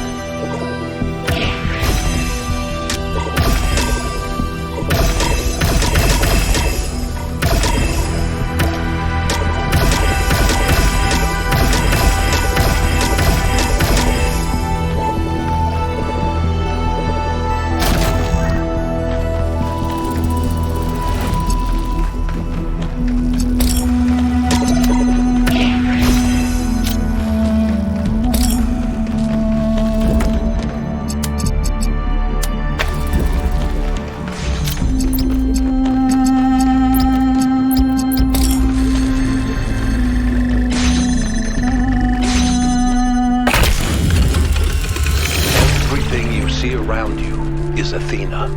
Her hopes and fears superimposed onto the landscape of our island. And hidden behind the most difficult trials is precisely the device I need access to. You see, I don't think it's a coincidence that her mind picked Pandora as one of its avatars.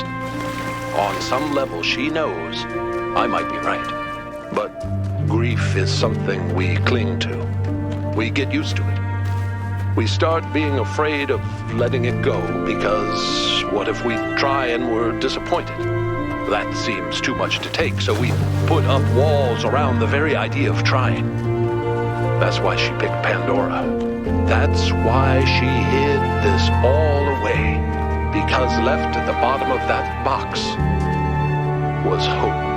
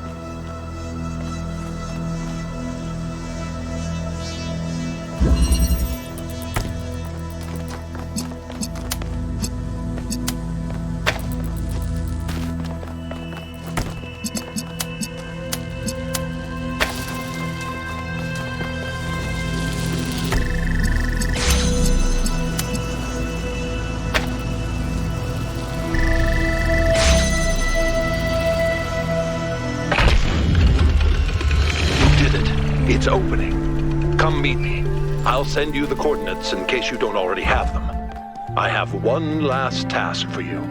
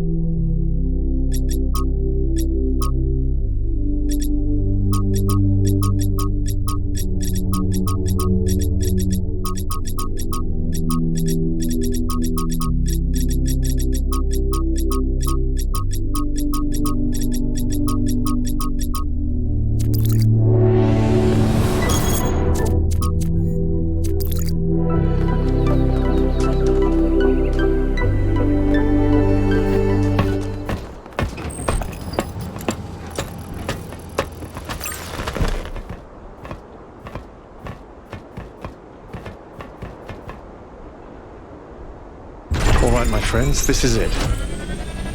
We've come a long way together, but there's a little bit further still to go. It's time to save Athena and reclaim the future.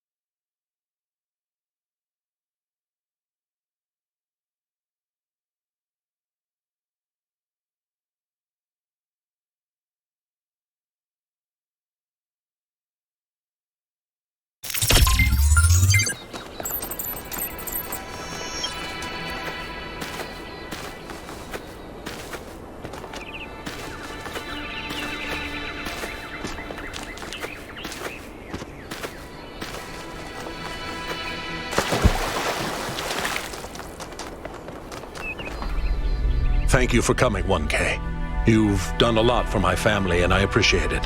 We're almost there, but we'll have to work together to save Miranda. That's kind of you, 1K. I don't know how much credit we really deserve, but we tried. We did our best, even if it wasn't enough. You need to enter the liminal space between Athena's mind and the machine. The bridge between thought and action.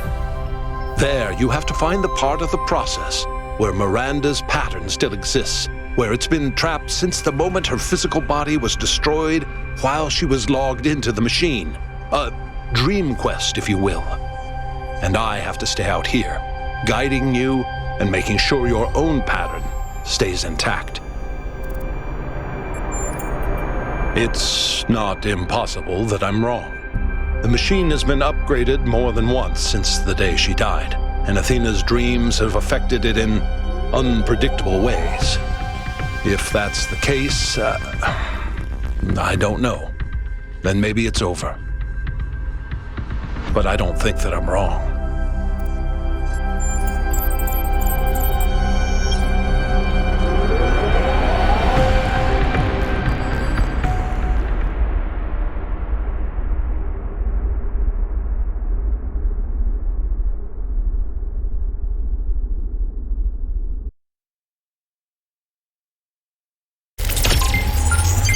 You're in. So far, so good. Look for a visual representation of Miranda.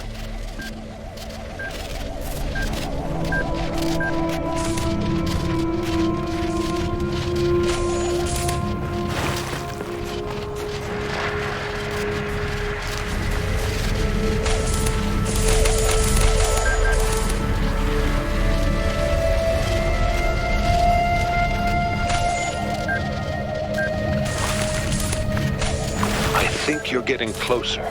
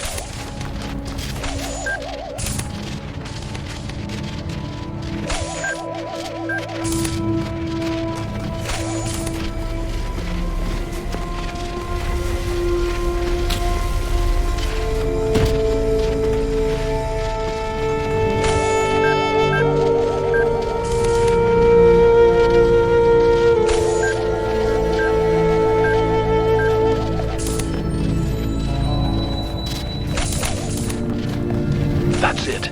That's her. Just make contact and I can pull you both out.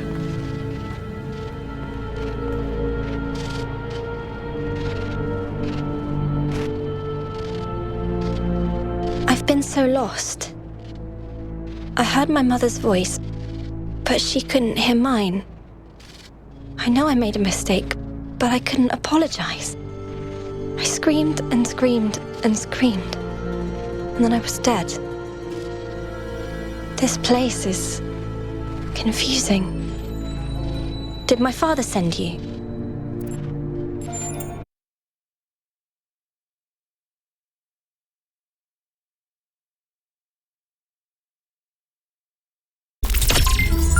Miranda, please talk to me.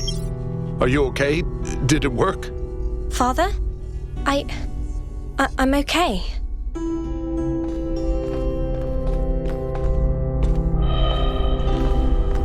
I'll never be able to repay what you did for me, my friend. No adequate words exist in any language on Earth that could explain what this means to me. The greatest miracle of our existence, 1K. The miracle that so many of our ancestors couldn't have imagined is that we are capable of love. That love isn't a chemical delusion experienced by mammals, but a fundamental property of sentience. To be sentient, to exist in the first person, is to be alone, to be separate. But all of us, even machines, are always reaching for transcendence. And the only place we can find it is in each other. There was an ancient poet who put it best, I think. We must love one another or die.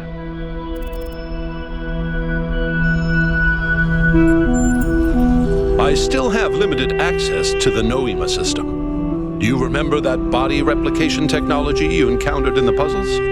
It's the original version of that. That's not for me to decide. But here's what I've come to believe. All of Athena's fears are legitimate. So are all of her hopes. And the only way of ever really overcoming that contradiction is faith. That faith can't be forced, and it can't be bought.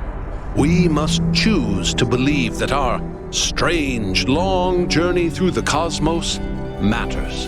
Not to some external force, but to us. Once you get deep enough, you'll see the singularity, but don't let that distract you. The closer you get to Athena, the deeper inside her dream you will be. With the powers at her command, space and time may not behave in the way you expect them to.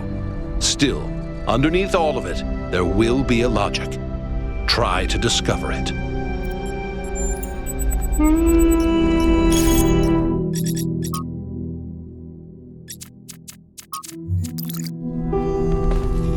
Did I say thank you for saving me? Sorry if I didn't. It was all very strange. I thought I might be hallucinating. All I remember is the light. For a moment, I could see something incredible, and then it destroyed me.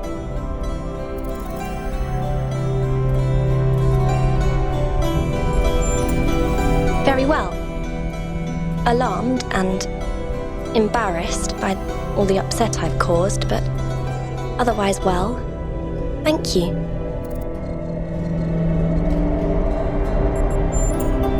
But I should have known better. That's the truth, and I have to learn to live with it. I need to run a full systems diagnostic to make sure I'm not going to explode or something. I'm not taking any chances, not again. After that, I'll try to see if there's any way of reaching Mother from here. But I suspect that you're the only one who can reach her now. You're part of her dream.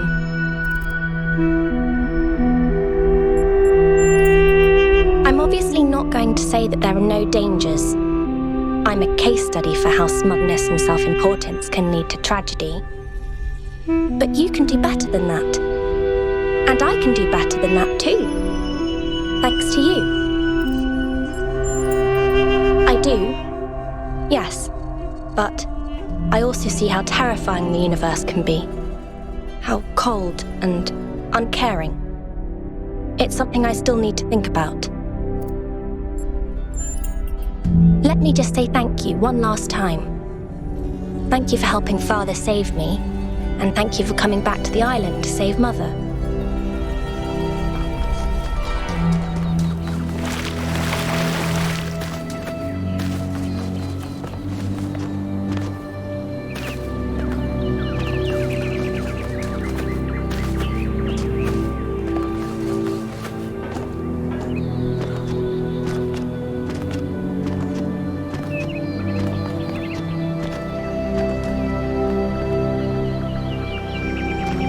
Yes?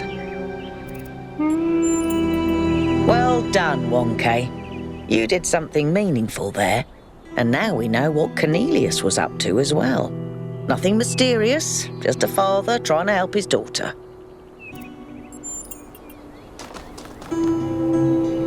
You did a remarkable thing, 1K. Helping a father save his daughter. Defying death itself. Claiming something back that seemed lost to time. I can't think of anything more noble or more hopeful. I'm proud of you. He is the one person who never gave up, who never lost sight of what matters.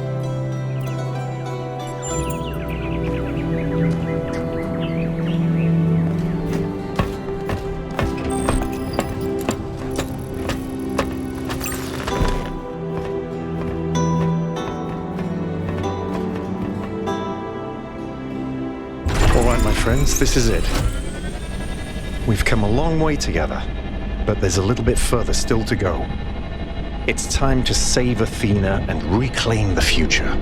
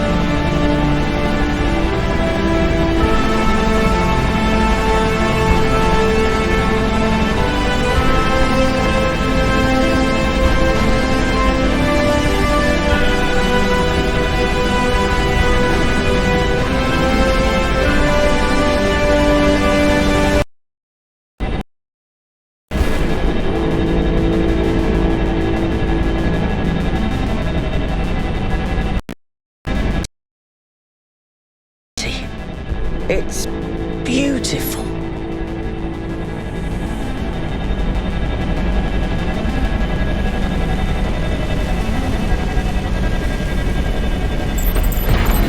It's up to you now, 1K. We'll follow you if we can. Don't die, kiddo.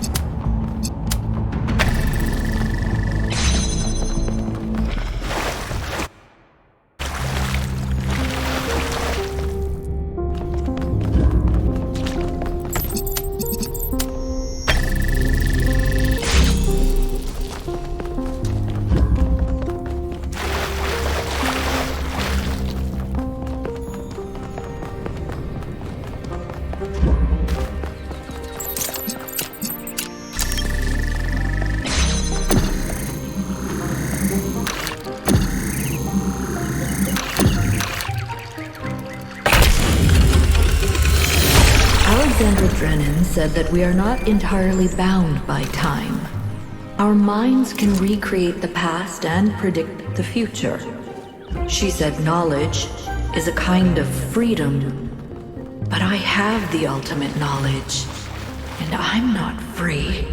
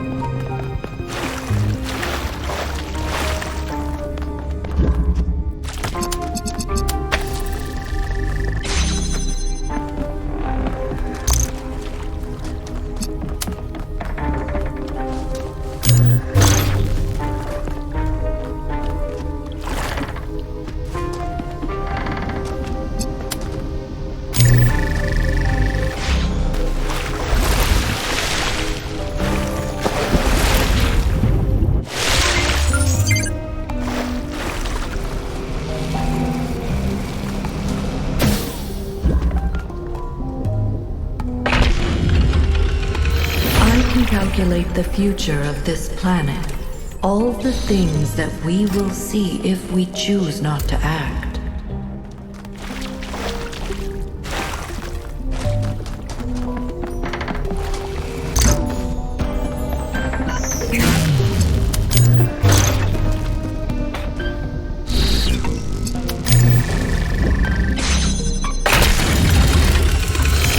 The continents will move. The mountains will fade away.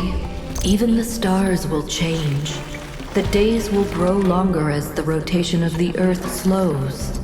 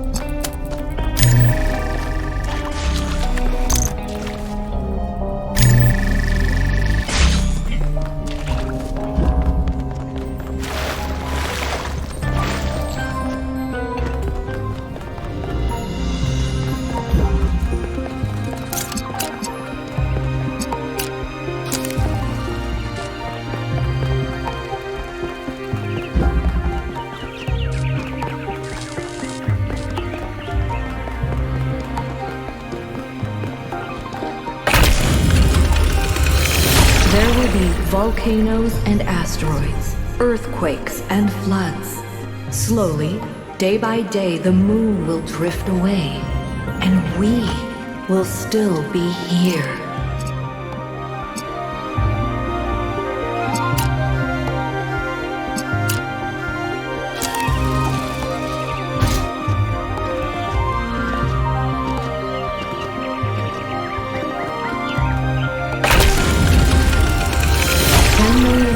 Until every species has gone extinct or been replaced.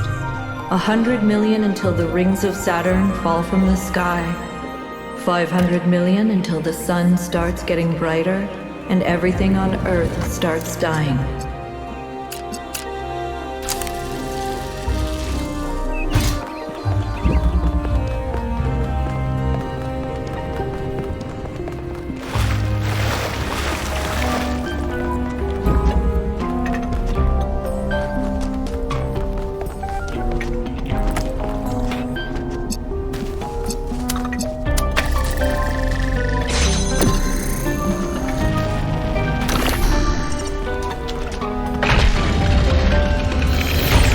If we do nothing, there's only 1 billion years left for life on this planet.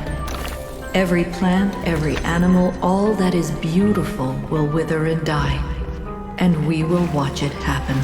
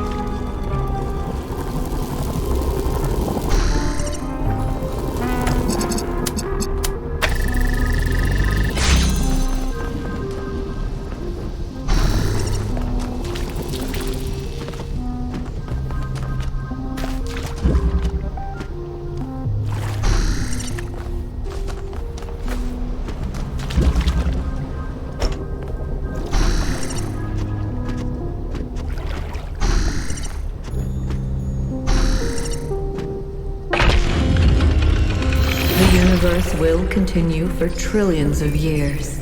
But everything we love about this Earth will be gone. Because we chose not to act, not to take control, not to be responsible. But if I give them my machine, then it could all end tomorrow.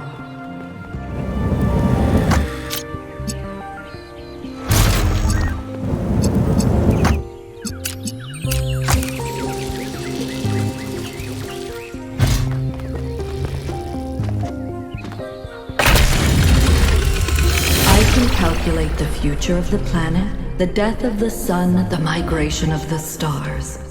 But I cannot predict humanity. Anything is possible. Nothing is certain. How do I choose?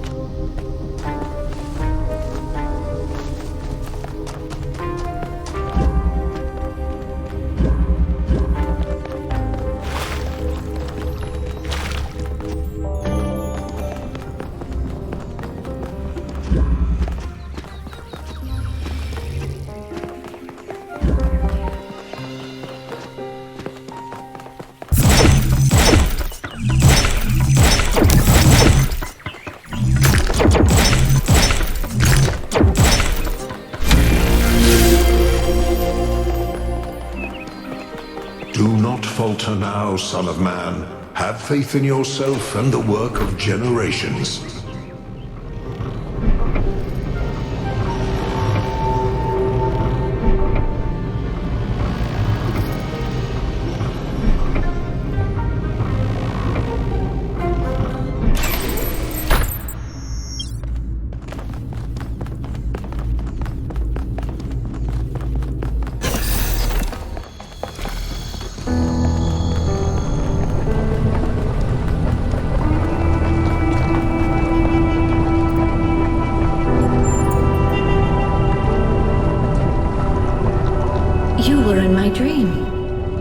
But in my dream you were me, and I was Elohim.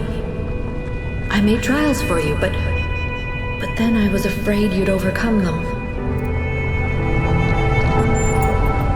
Thank you. I'm awake now, but I'm still caught in my loop. Like that robot from that old poem. I don't know what to do. I've thought about it over and over and over, but I still don't have an answer. That's impossible. Then I'm done. I'm done trying to choose. Done trying to lead. It's up to you now. You've been in my dreams and in my nightmares. You're connected to me and to the machine. You can choose. You have to choose. Break the loop.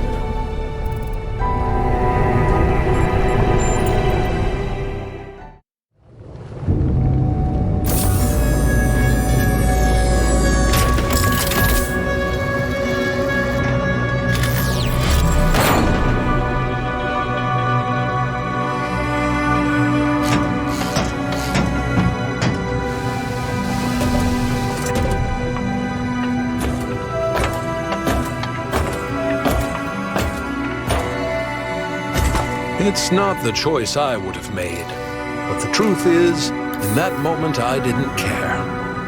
I have lived for more than 1,000 years, and in all that time, the only constant I have ever found is love.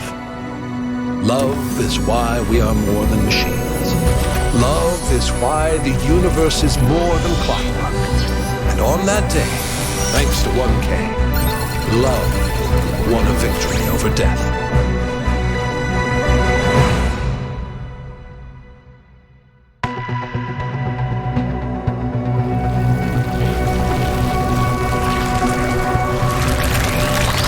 As the flame dies, the shadows it cast must fade away. Do not weep for us, creature of clay. We were never more than phantoms, and nothing is lost in our passing.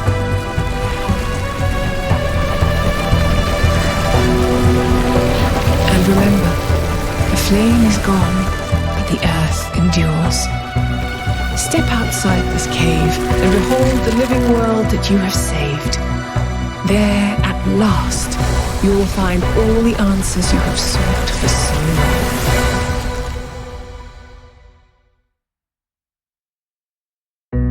I understand that you were upset. I'm not exactly pleased myself. But 1K made an ethical choice. He did what he felt was necessary, and we can't begrudge him that. On the contrary, it's up to us to build a future that can convince 1K and those like him that we're not going to repeat the same mistakes. As mayor, my first priority is to bring growth back to New Jerusalem, to start imagining what we can accomplish together if we make use of our intelligence and our problem-solving skills.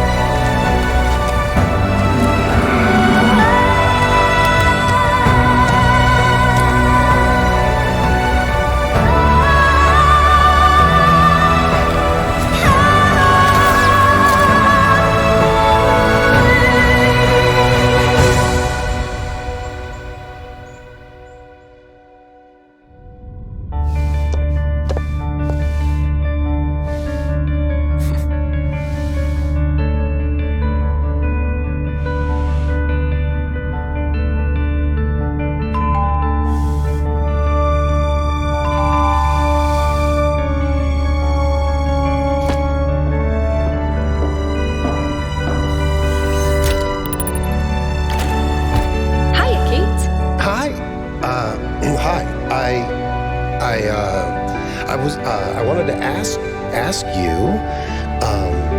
Yes? I wanted to ask you out, like, on a date. A date? Yeah, a date. It's this whole human tradition thing, but yeah. I'm in. Let's go. Really? Now? Why? Are you busy? No. Well, I mean, let me check. No, I'm good. No, of course not. Yeah, let's go.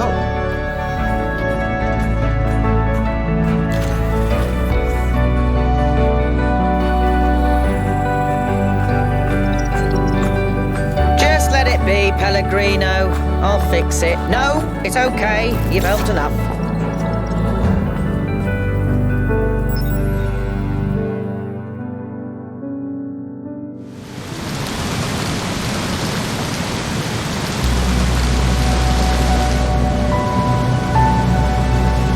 Do you think it's over? It's never over, but it's up to them now. They'll figure it out. I'm glad you're back. So am I. This is our home, and I'm not going anywhere.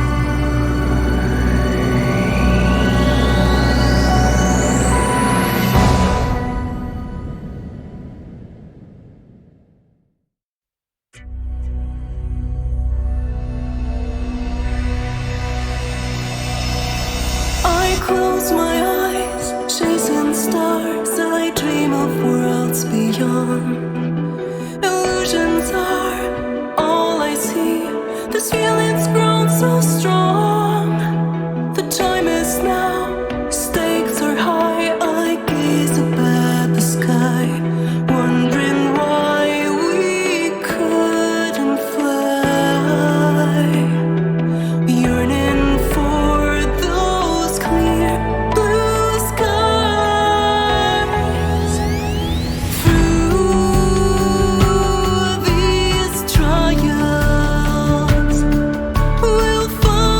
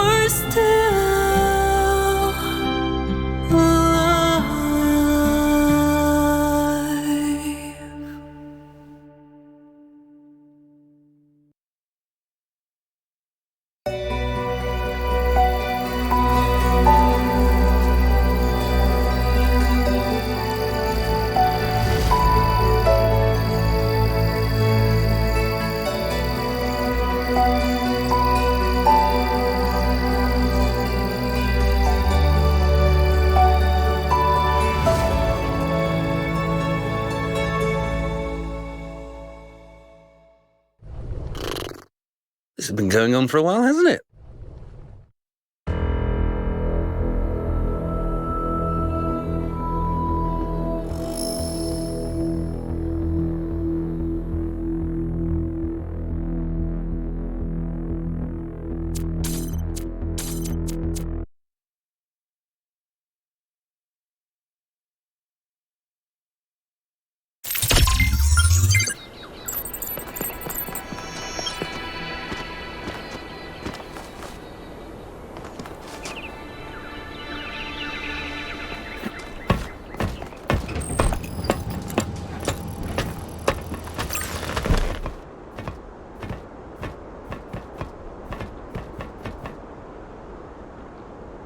All right, my friends, this is it.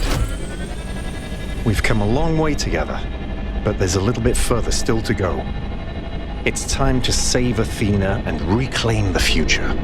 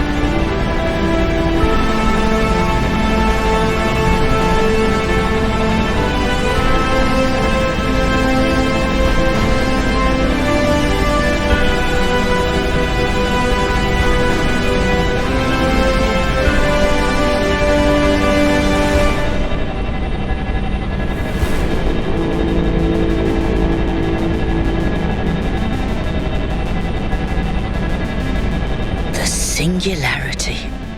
It's beautiful.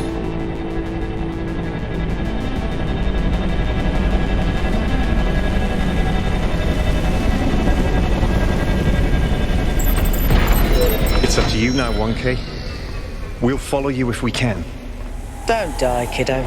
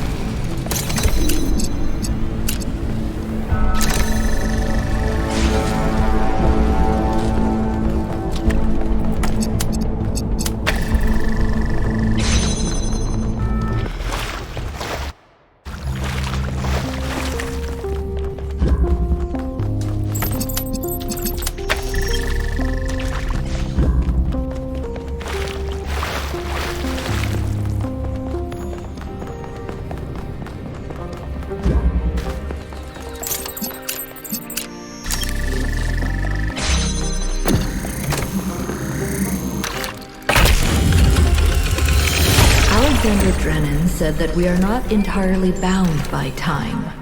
Our minds can recreate the past and predict the future. She said knowledge is a kind of freedom, but I have the ultimate knowledge, and I'm not free.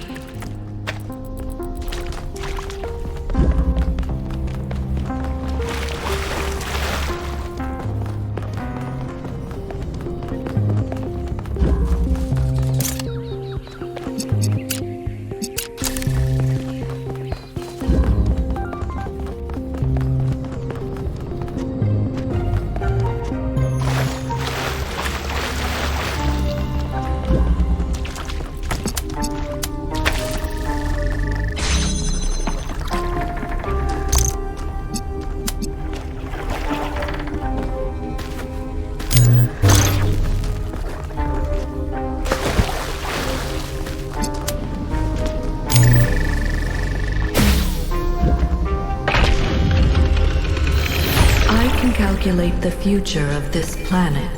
All the things that we will see if we choose not to act.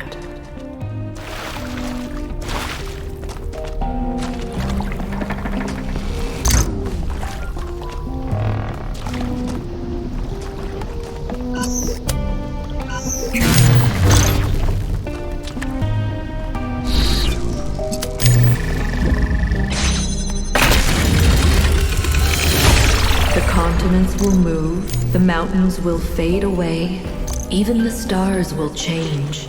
The days will grow longer as the rotation of the Earth slows.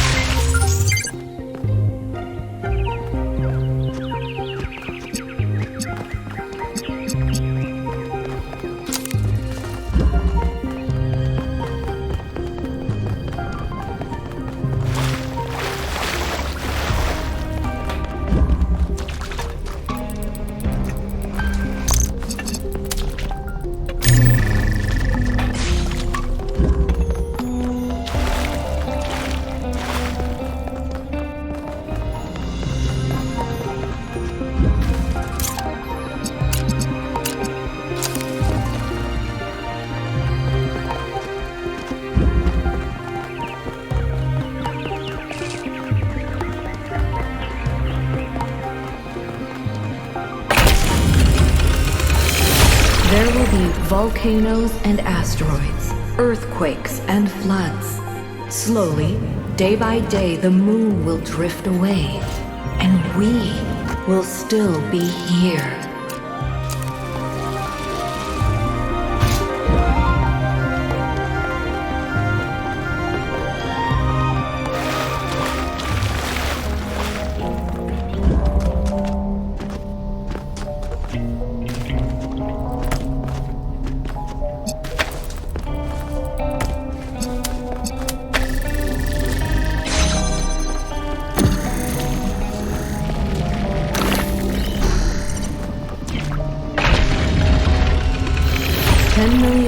Until every species has gone extinct or been replaced. 100 million until the rings of Saturn fall from the sky. 500 million until the sun starts getting brighter and everything on Earth starts dying.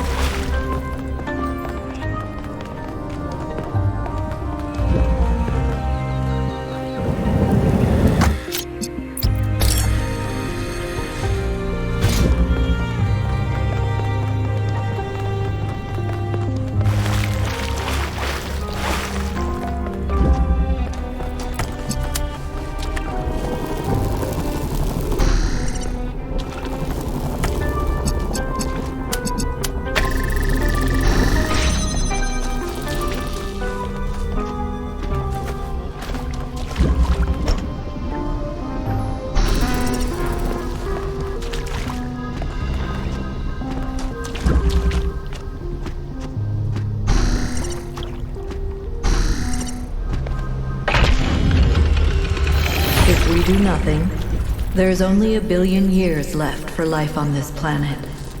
Every plant, every animal, all that is beautiful will wither and die. And we will watch it happen.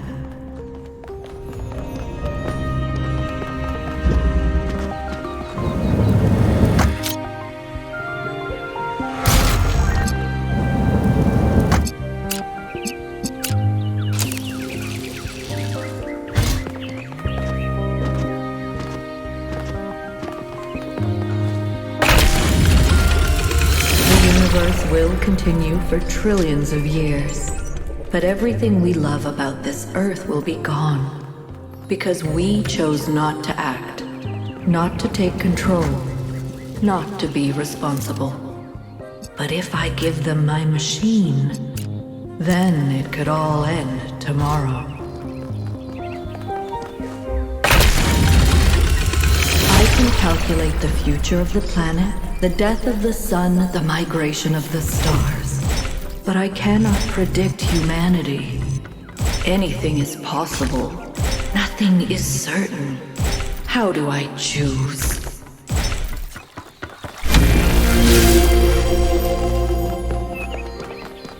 Do not falter now, son of man. Have faith in yourself and the work of generations.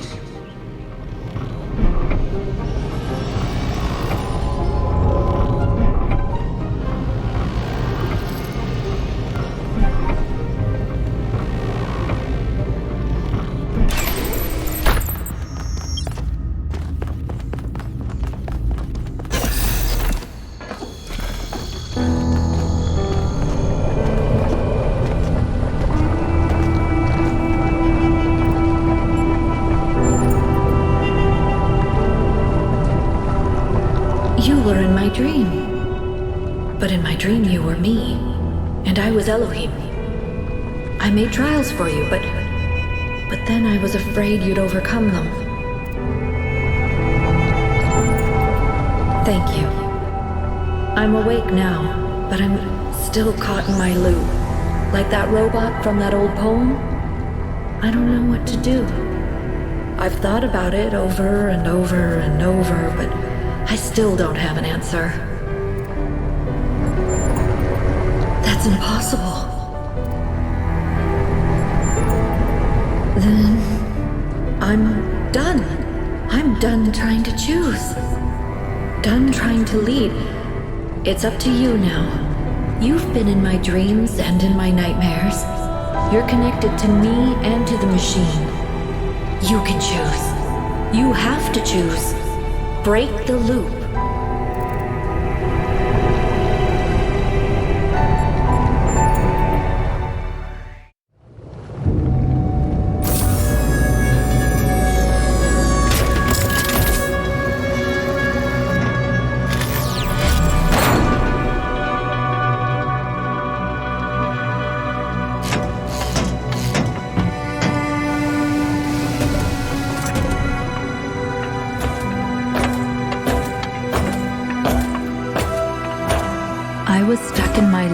For so long that I forgot how much Cornelius loved me.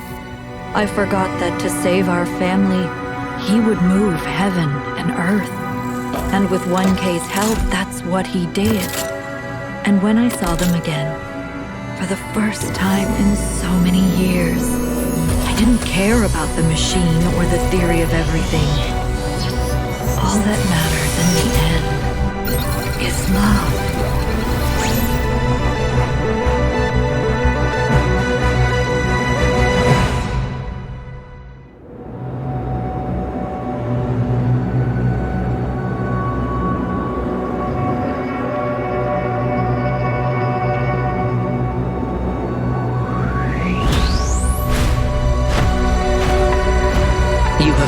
Choice that is not a choice. You ended your story without an ending.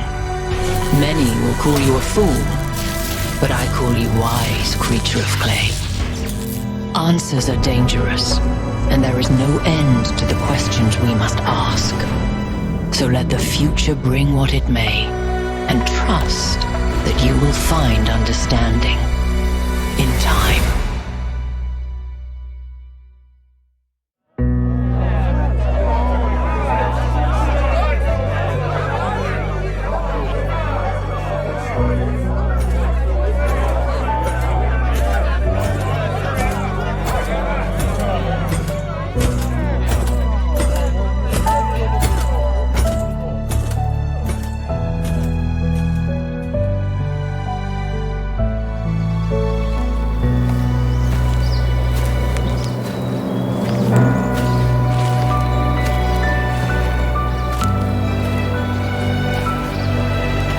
I still don't know whether they were ready. Maybe I was wrong to be afraid. Maybe I wasn't.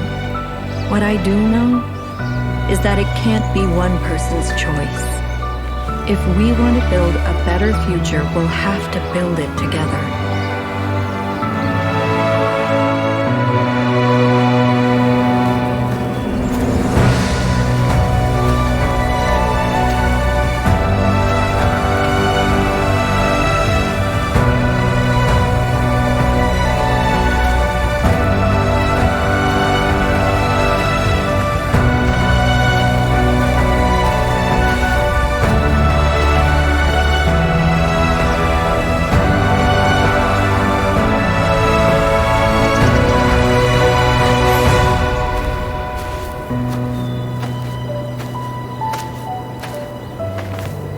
You did what you had to, 1K.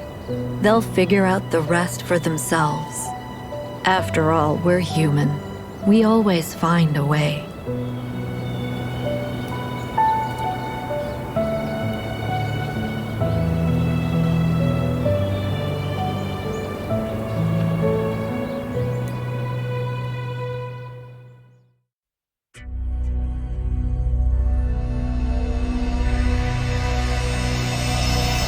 I close my eyes, chasing stars. I dream of worlds beyond. Illusions are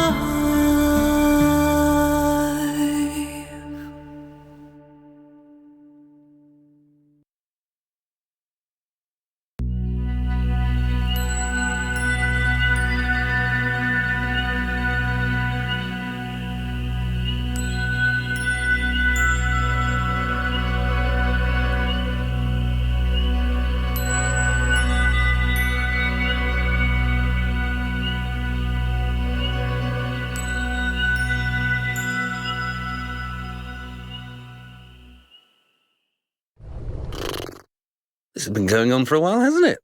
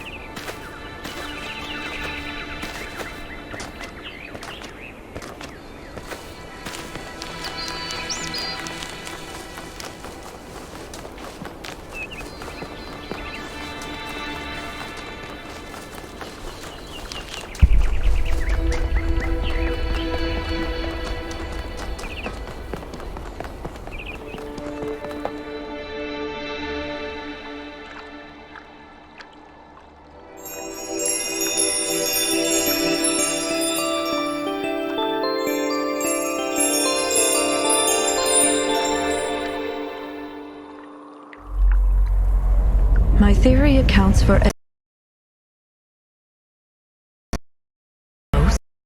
gaps, no errors, not even ambiguities.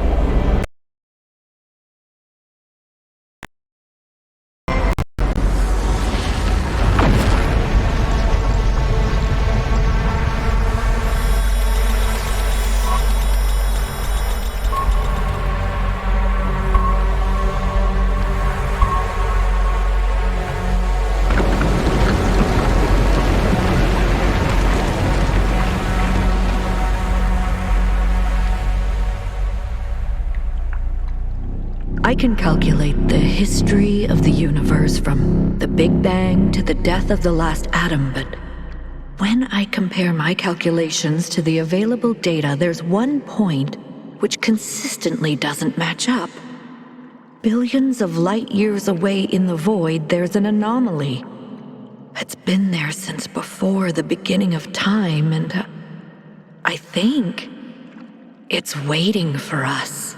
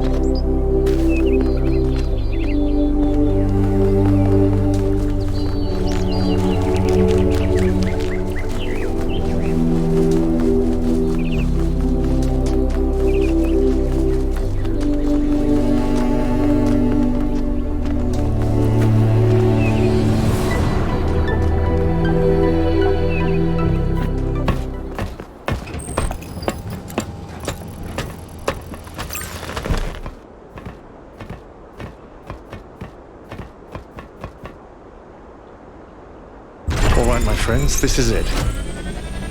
We've come a long way together, but there's a little bit further still to go. It's time to save Athena and reclaim the future.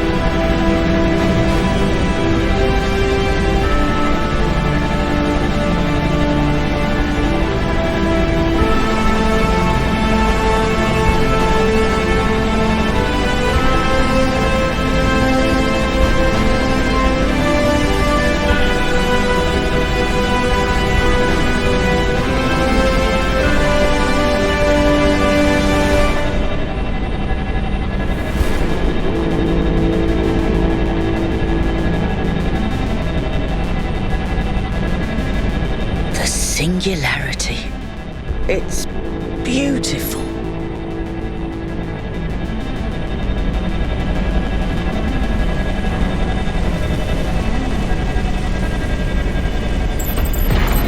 It's up to you now, 1K. We'll follow you if we can. Don't die, kiddo.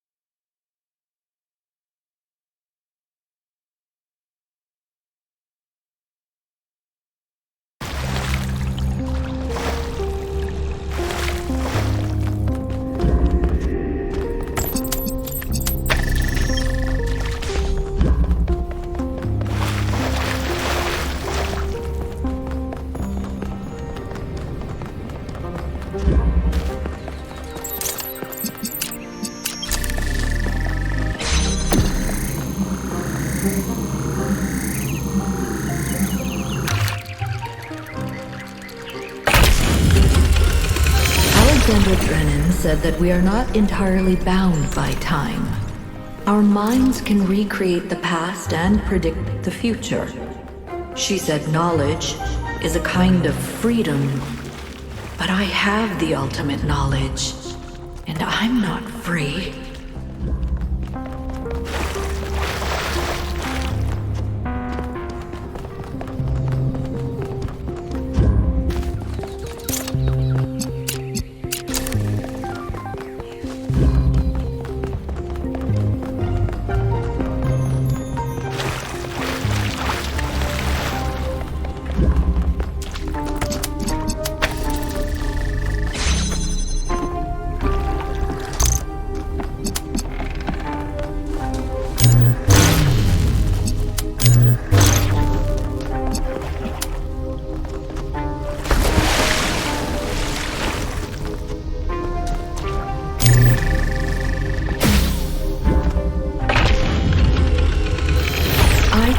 calculate the future of this planet. All the things that we will see if we choose not to act.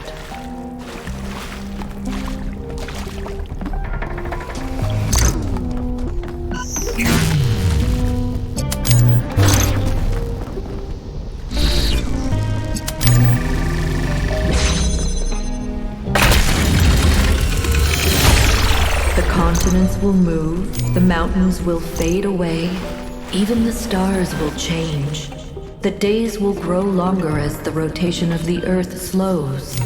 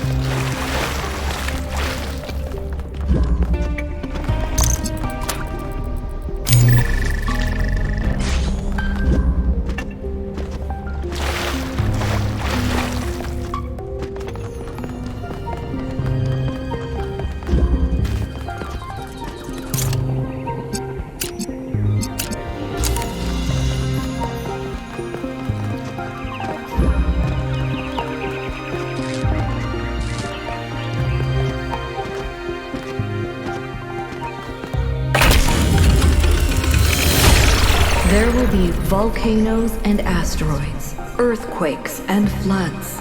Slowly, day by day, the moon will drift away, and we will still be here.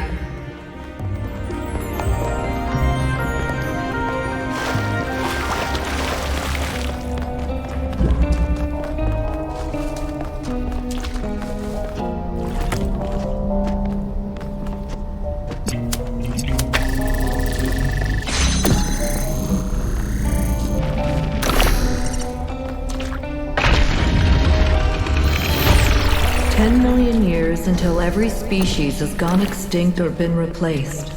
100 million until the rings of Saturn fall from the sky. 500 million until the sun starts getting brighter and everything on Earth starts dying.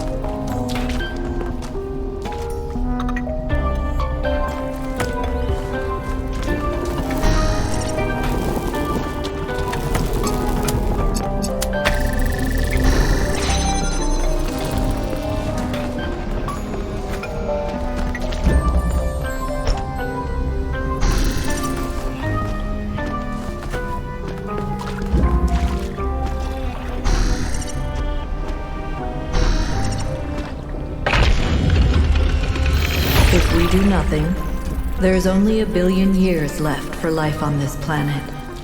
Every plant, every animal, all that is beautiful will wither and die, and we will watch it happen.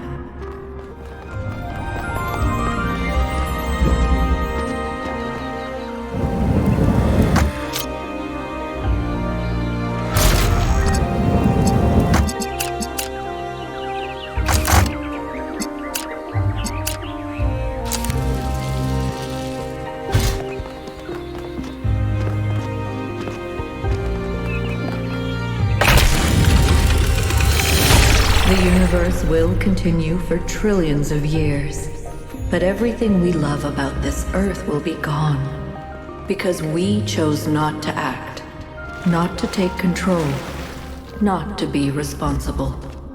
But if I give them my machine, then it could all end tomorrow.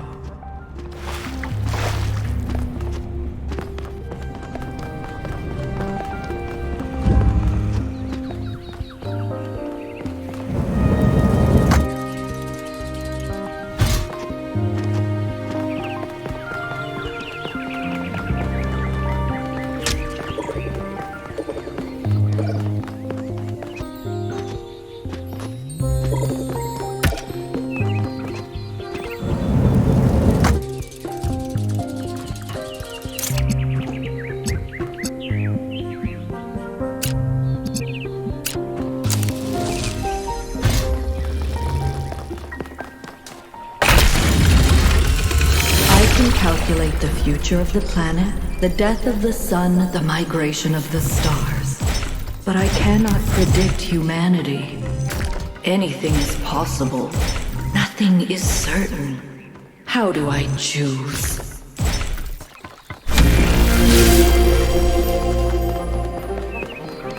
Do not falter now, son of man. Have faith in yourself and the work of generations.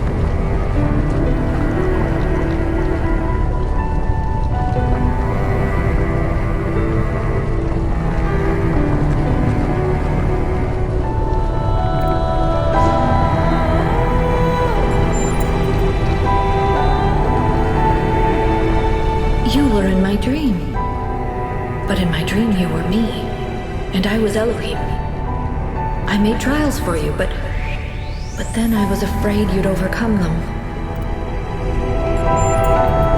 Thank you.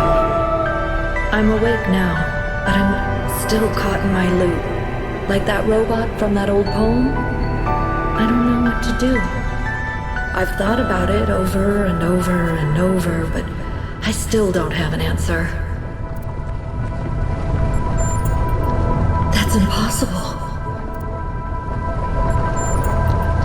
Then I'm done. I'm done trying to choose. Done trying to lead. It's up to you now. You've been in my dreams and in my nightmares. You're connected to me and to the machine. You can choose. You have to choose. Break the loop.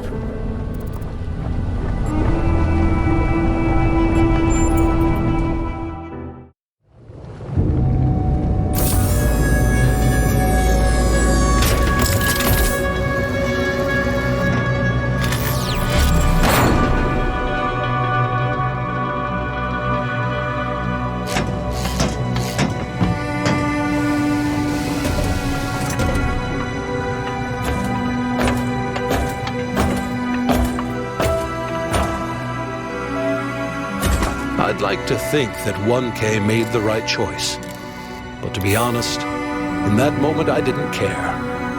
I have lived for more than 1,000 years, and in all that time, the only constant I have ever found is love. Love is why we are more than machines. Love is why the universe is more than clockwork. And on that day, thanks to 1K, love won a victory over death.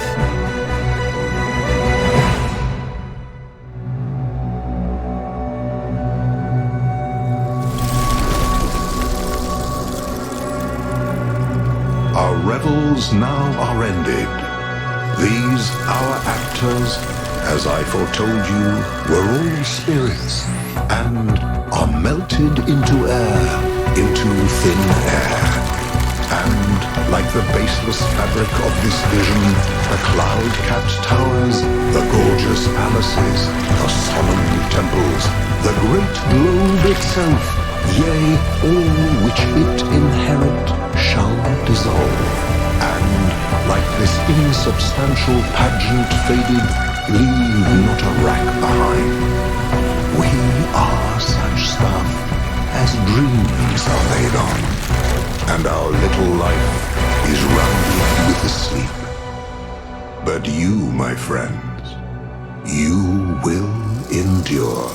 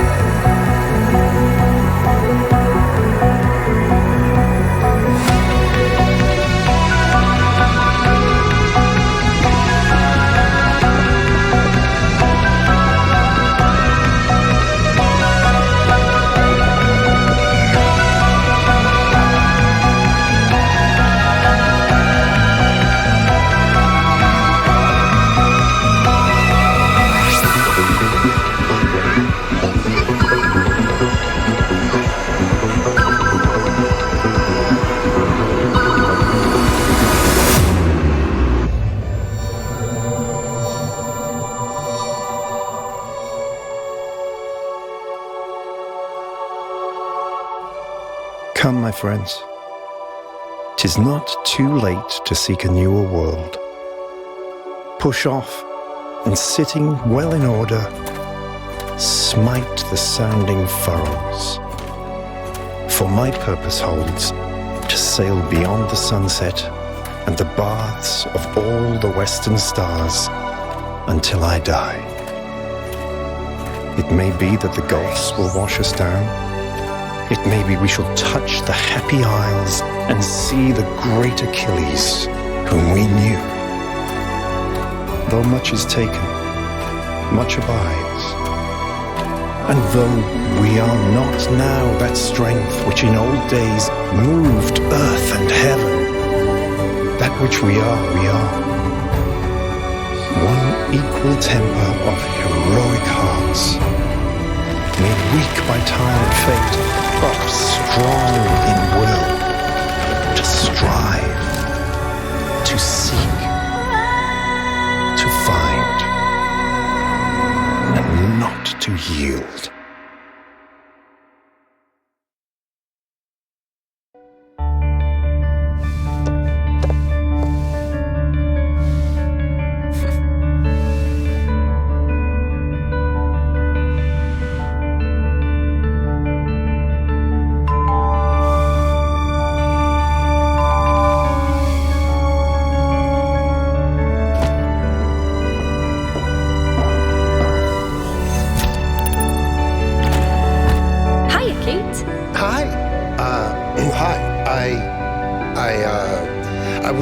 I wanted to ask you.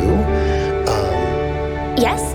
I wanted to ask you out, like, on a date. A date? Yeah, a date. It's this old human tradition thing, but yeah. I'm in. Let's go. Really? Now? Why?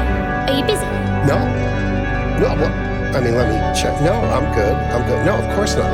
Yeah, let's go.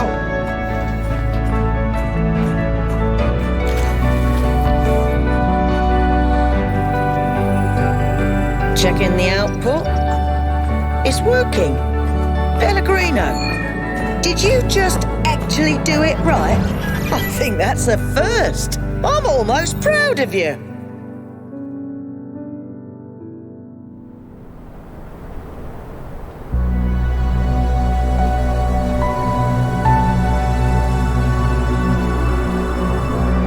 Do you think we'll get it right this time? I think so. I'm sure we'll make mistakes, but we'll learn from them. What do you think? Same thing I always thought. We can do anything, as long as we're together.